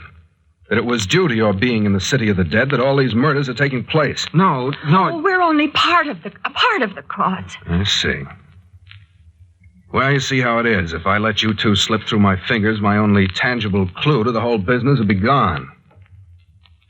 No, you've got to stay here. You can't keep us here. We'll be killed. You saw what happened last night. That fella cut through the bars of my window. They'll try again, and next time they'll get me. I know they will. You needn't worry about that. I'll fix the windows so they'll be murder-proof. Now, you're going to tell me what it's all about? Oh, Jimmy, let's tell him. Please, Jimmy. We can't be any worse off than we are now. Well, then I'll tell you. I'm going with Dr. Tuner and the mayor over to Lammy Fink's cabin this morning. After that, we're going down to the old church. I'll lock you two up together and you can thrash the thing out. But mind you, I expect an explanation tonight. Oh, yes, but put us together. I couldn't bear to be alone in this horrible place again. You understand, don't you, Parker? I'm not promising anything. So much the worse for you if you don't come through. Oh, Captain Friday. Hello, now what's up? Hey, Captain Friday. Now, what in Tucket you suppose has happened? Find another corpse, Dr. Tuner? No, I didn't. But that grave we opened last night has all been filled up and the sod put back on it. Don't look as though it had ever been touched. Filled up, huh? Now, there's an idea. Graves automatically opened and closed while you wait. I tell you, Captain, this is no laughing matter. Something bigger than the mayor and I ever figured on has broken loose. Hey, where is the mayor, anyhow? Catching up on the sleep he lost last night. Where was the mayor last night, Captain? Don't you know? I swear I don't. You were supposed to be sleeping with him. If you don't know, how should I? I didn't even know he'd left the bed until Parker came in and woke me up. I swear I didn't. You don't think old Doc Tuner and your own dad would hold out on you, do you, boy? Something's funny somewhere. Now I want you and Dad to go over to Lammy Fink's place with me. I don't see what good that'll do. After that, we'll run down to the old church ruins and see if we can find out who took a shot at Dad night before last. Yeah, I've told you all I know. Maybe. Well, you don't suppose we'd have brought you down here in the first place if we'd had anything to hold back, do you? I'm not supposing anything. I'm putting facts together. Doc, go right out the mayor and we'll be starting. How far is Lammy Fink's house from the city of the dead, Mayor? Just a hop and a jump. But it ain't a house, son. Just a shack. Look here. You can see it yonder among the trees. Built it himself at odd times. Gloomy place for a house. Looks more like a hunted animal's hole. He acts like a hunted animal most of the time, don't he, Mayor? Yeah, he's a little off, all right. I'd rather sleep in the city of the dead than down in this hovel. Not Lammy. He's graveyard shy after dark. Oh, this is it. Lammy Fink's residence. One room, one door, and no window. And a cellar. Cellar? I didn't know about that. Never even thought of a cellar when I was over the other day. Well, then that's the first place we'll look. Go ahead, Dad. You know the way. Lean on. Well, there's no need to lead. The sheer path leads around the house to cellar steps. All right, keep going.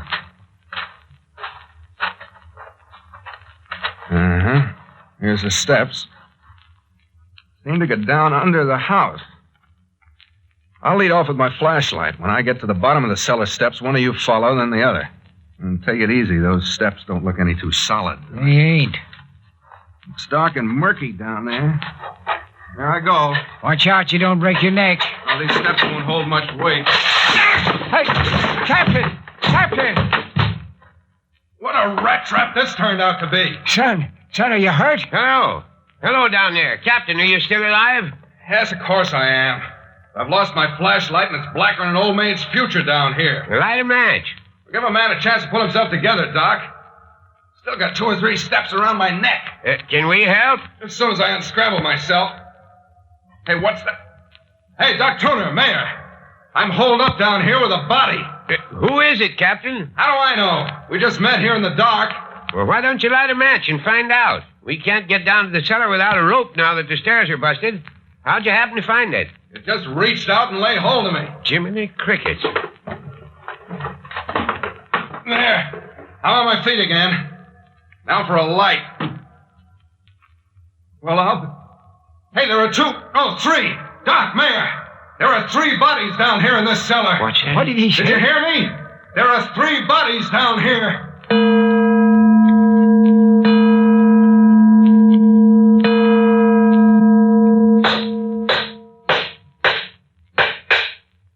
There. That ladder will hold any of us. Now, Dr. Tuner, I want you and Dad to come on down into the cellar with me and examine those bodies. One of them is Lammy Fink, all right enough. One of them is the strangled fellow we dug up. And the other is the man who was stabbed to death last night. Yeah, if you know so much about him, why should we go down and look at him? I want to see if you know either of the unidentified bodies. I'd bet money I don't, but come along, son. What makes you think you don't, Mayor? Trying to get something on your father, boy? Never mind, come along. Careful on the ladder. There you are. Now, over this way. Look out for those boxes. All right, I'll hold the torch for you. There they are. 3 bodies laid out side by side. Yes. It says Lammy. Poor old fella. How do you suppose he died, son? I can't find a mark on him anywhere, Dad. Look at that look of terror on his face. You mean he was scared to death? Take a look for yourself. How long's Lammy been dead, Doctor? Well, at least 36 hours. You're certain of that? Well, that's fairly accurate. Then Lammy Fink couldn't possibly have filled up the grave we opened last night. He could not. And who did do it? Dad, you said that you and Lammy were the only ones capable of doing an expert job of replacing turf on a grave. Yeah, I said it all right. Well, Dad? Must have been wrong. You mean there's someone else around the city of the dead who's capable of such work? Looks like it, don't it? Well, never mind. Mayor, did you or Dr. Tuner ever see either of these other 2 bodies before? I mean, while they were alive? Not me, Captain. I don't know nothing about them, boy. That's darn funny. I've been through their clothes. Not a thing to identify them. Listen. Footsteps. There's someone in the shack overhead. Shh, just a moment. Who's that, you suppose? There's somebody up there, all right. Come on. We'll go up after him. Take it easy. We don't want to frighten him off. Up you go, Doc. You next, Dan. Yeah.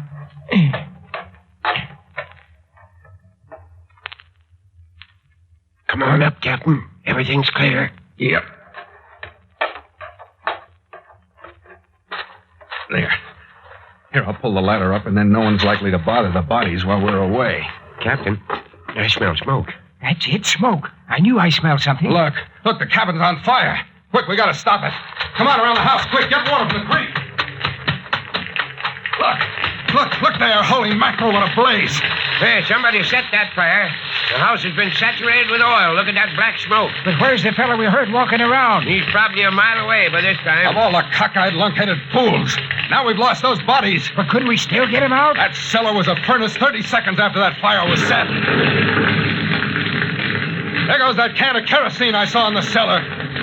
That ends that. But why in tarnation did anyone want to burn down Lammy's shack? Ask me a hard one, Doc. Somebody doesn't want us to know who's being murdered.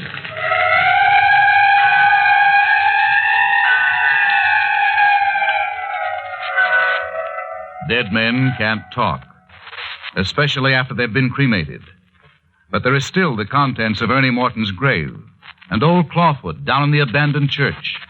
But more of that in a moment.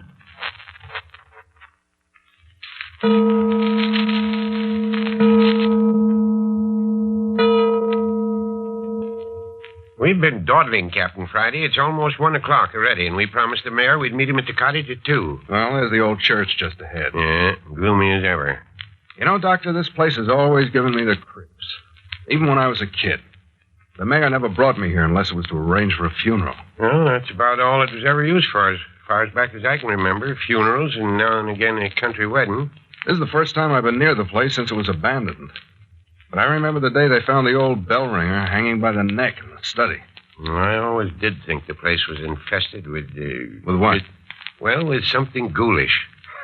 That's a nice thought. And our visit night before last only went to confirm my opinion. You mean the claw-footed man? Oh, he was only the climax to the whole business. I tell you, the place absolutely reeks of something unhealthy. Oh, that's probably the bats. There are plenty of them here.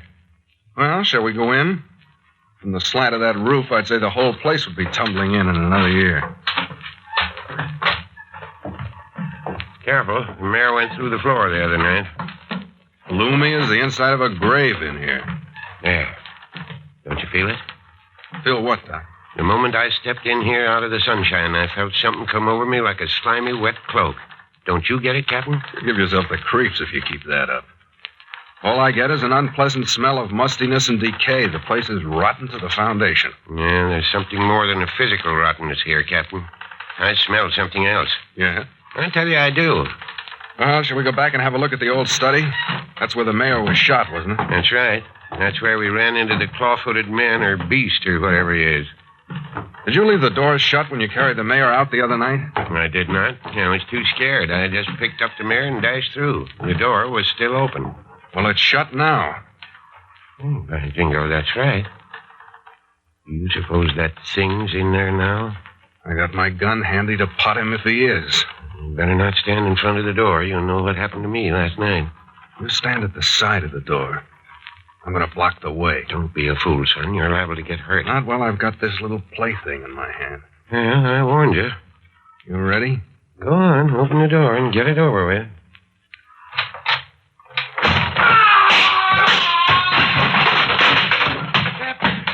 Captain, are you hurt? What in the Sam Hill kind of a thing is that? I'm a bald-headed liar if that jack-in-the-box didn't kick me in the face. Are you hurt, Captain? Are you all right? Here, let me help you up. Of course I'm all right. Why shouldn't I be all right? That was a nasty fall. Fall? That claw-footed old boy with his white beard knocked me down and walked the full length of me. Look at me. It's dusty footprints all over my front. Oh. I say I was going to block his path? I got one good look at him, an ugly critter. Flowing white hair, a face that looked like a death mask. I've seen him before. He's the chap that murdered the housebreaker last night. I wonder who he thinks he is in those long white robes. He's crazy as a gooey duck. Say, we'll need some kind of a light in this study. I still got my flashlight. Yeah, turn her on. Yeah. How's that? Good. Yep. Great jumping Jehoshaphat. Captain, look there on the floor behind you. Skeleton. Human bones. All laid out in order. Laid out is right. Looks like old Clawfoot was in here reconstructing a skeleton. Where do you think they came from? The bones? Hmm. Probably out of one of the graves in the City of the Dead. Nice person, old Clawfoot. I don't care for the company he keeps. He's crazier than I thought. Imagine a guy shutting himself up in a dark room to play with a human skeleton. Looks like we're going to have to do some close inspection on the mayor's graves out yonder. This seems to indicate that grave robbing has sort of become a practice down here. I told you something unhealthy was going on in this place. Old Clawfoot never lacked for company. Whenever he got lonesome or downhearted, he just up and digs himself a skeleton to amuse him. Here, Captain, where do you suppose this old fool lives? Offhand, I'd say he'd been making this his headquarters.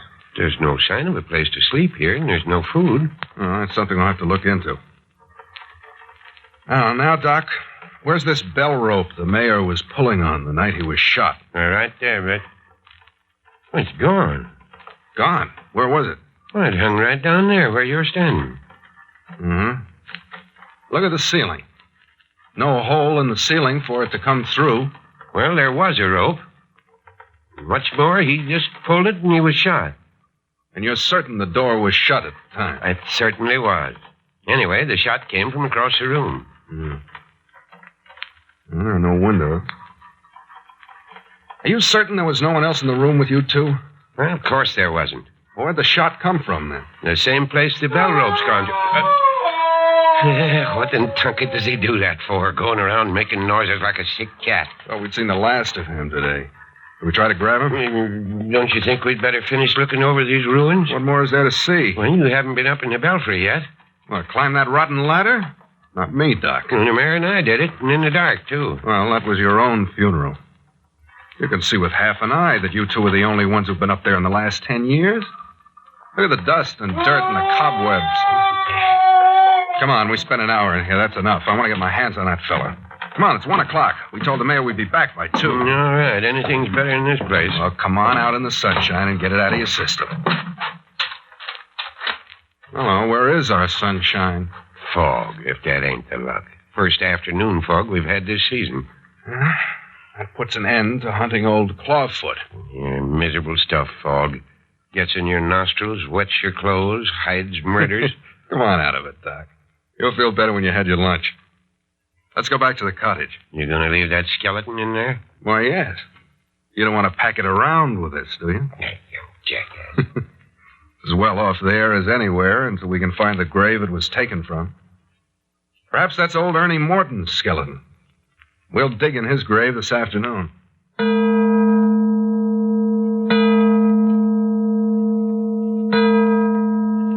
Oh, there you are. There you are. Oh, thank goodness you've come at last. Captain, come in the house quick. Come in here. What is it, Dad? Mayor, you're as white as a ghost. Well, if I'd have had a gun handy, I'd have shot that fellow where he stood. Shot who? What are you talking about? Come on in. Hurry up. You too, Doc. You'll have to tend to the girl. Girl? You mean Miss Carroll? Here, shut the door, Doc.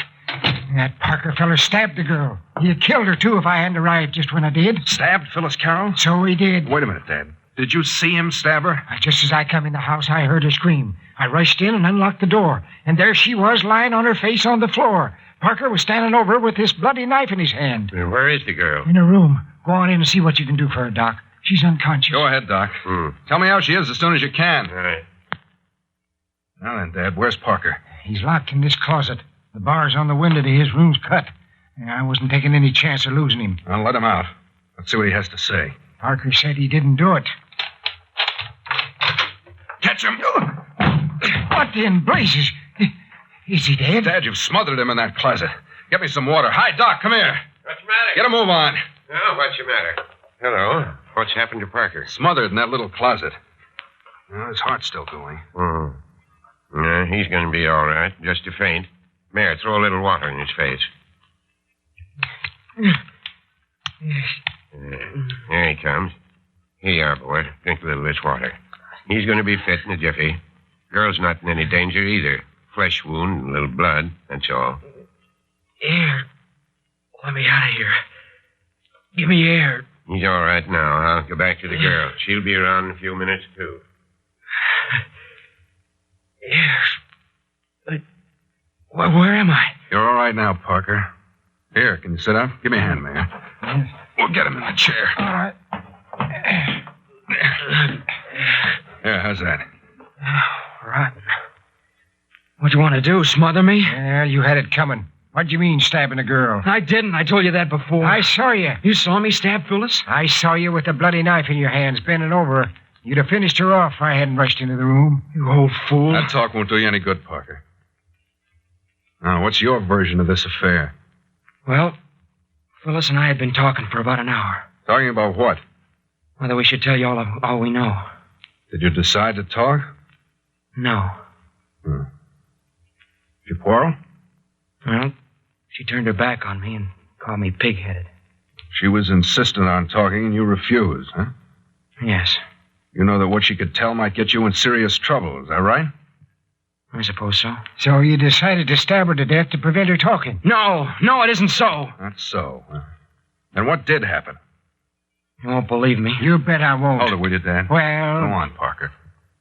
Well, when she turned her back on me, I walked away. Went over to the dresser and put out my cigarette in the ashtray. Your back was to her? Yes.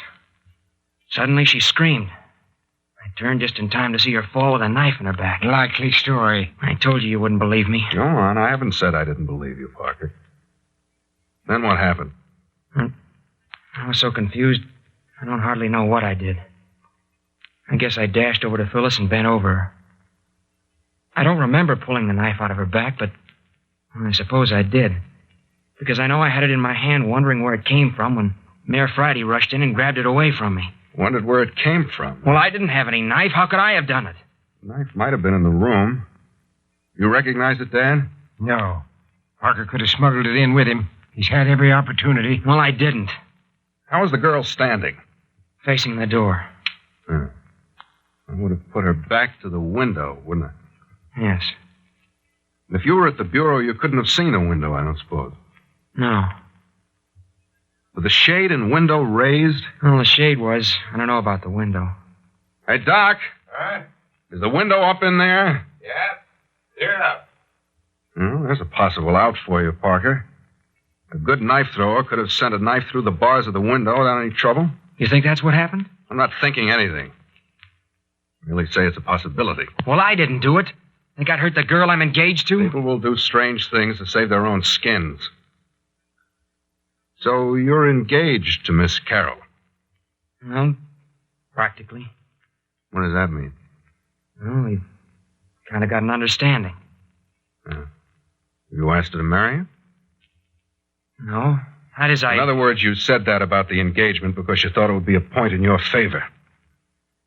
Look, Parker, you better stick to facts or you're going to get yourself in one fine mess. Well, I intend to ask her. I don't know whether you do or not. Hi, Captain. Come in here. The girl's coming, too. Come in and give me a hand. Come on, Parker. Go on in here, Captain. Help me with her. I've got her all bandaged. Oh. Ain't you ashamed of yourself, Parker? You let me alone. Keep still, both of you. There. You mustn't cry. Just lie perfectly still. Oh, Phyllis. Are you all right? Jimmy. Yes, Phyllis, I'm here. Oh, Jimmy, why did you stab me? Why did you do it?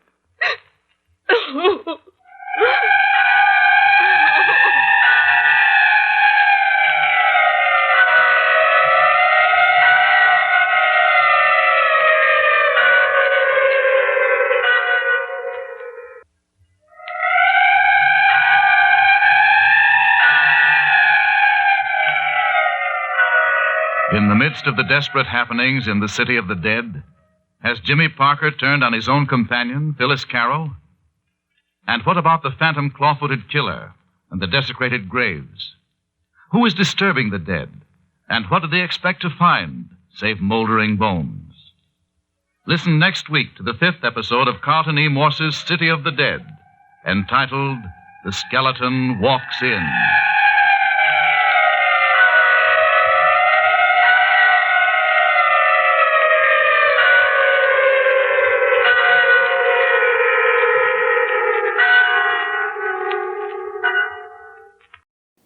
We're running along tonight.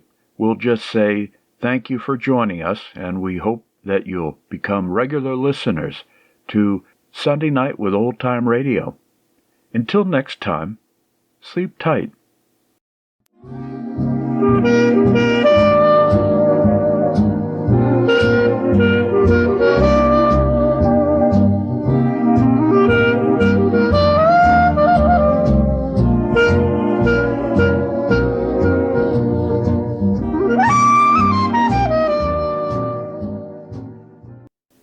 This is a production of Lobato Studios, Sao Paulo, Brazil.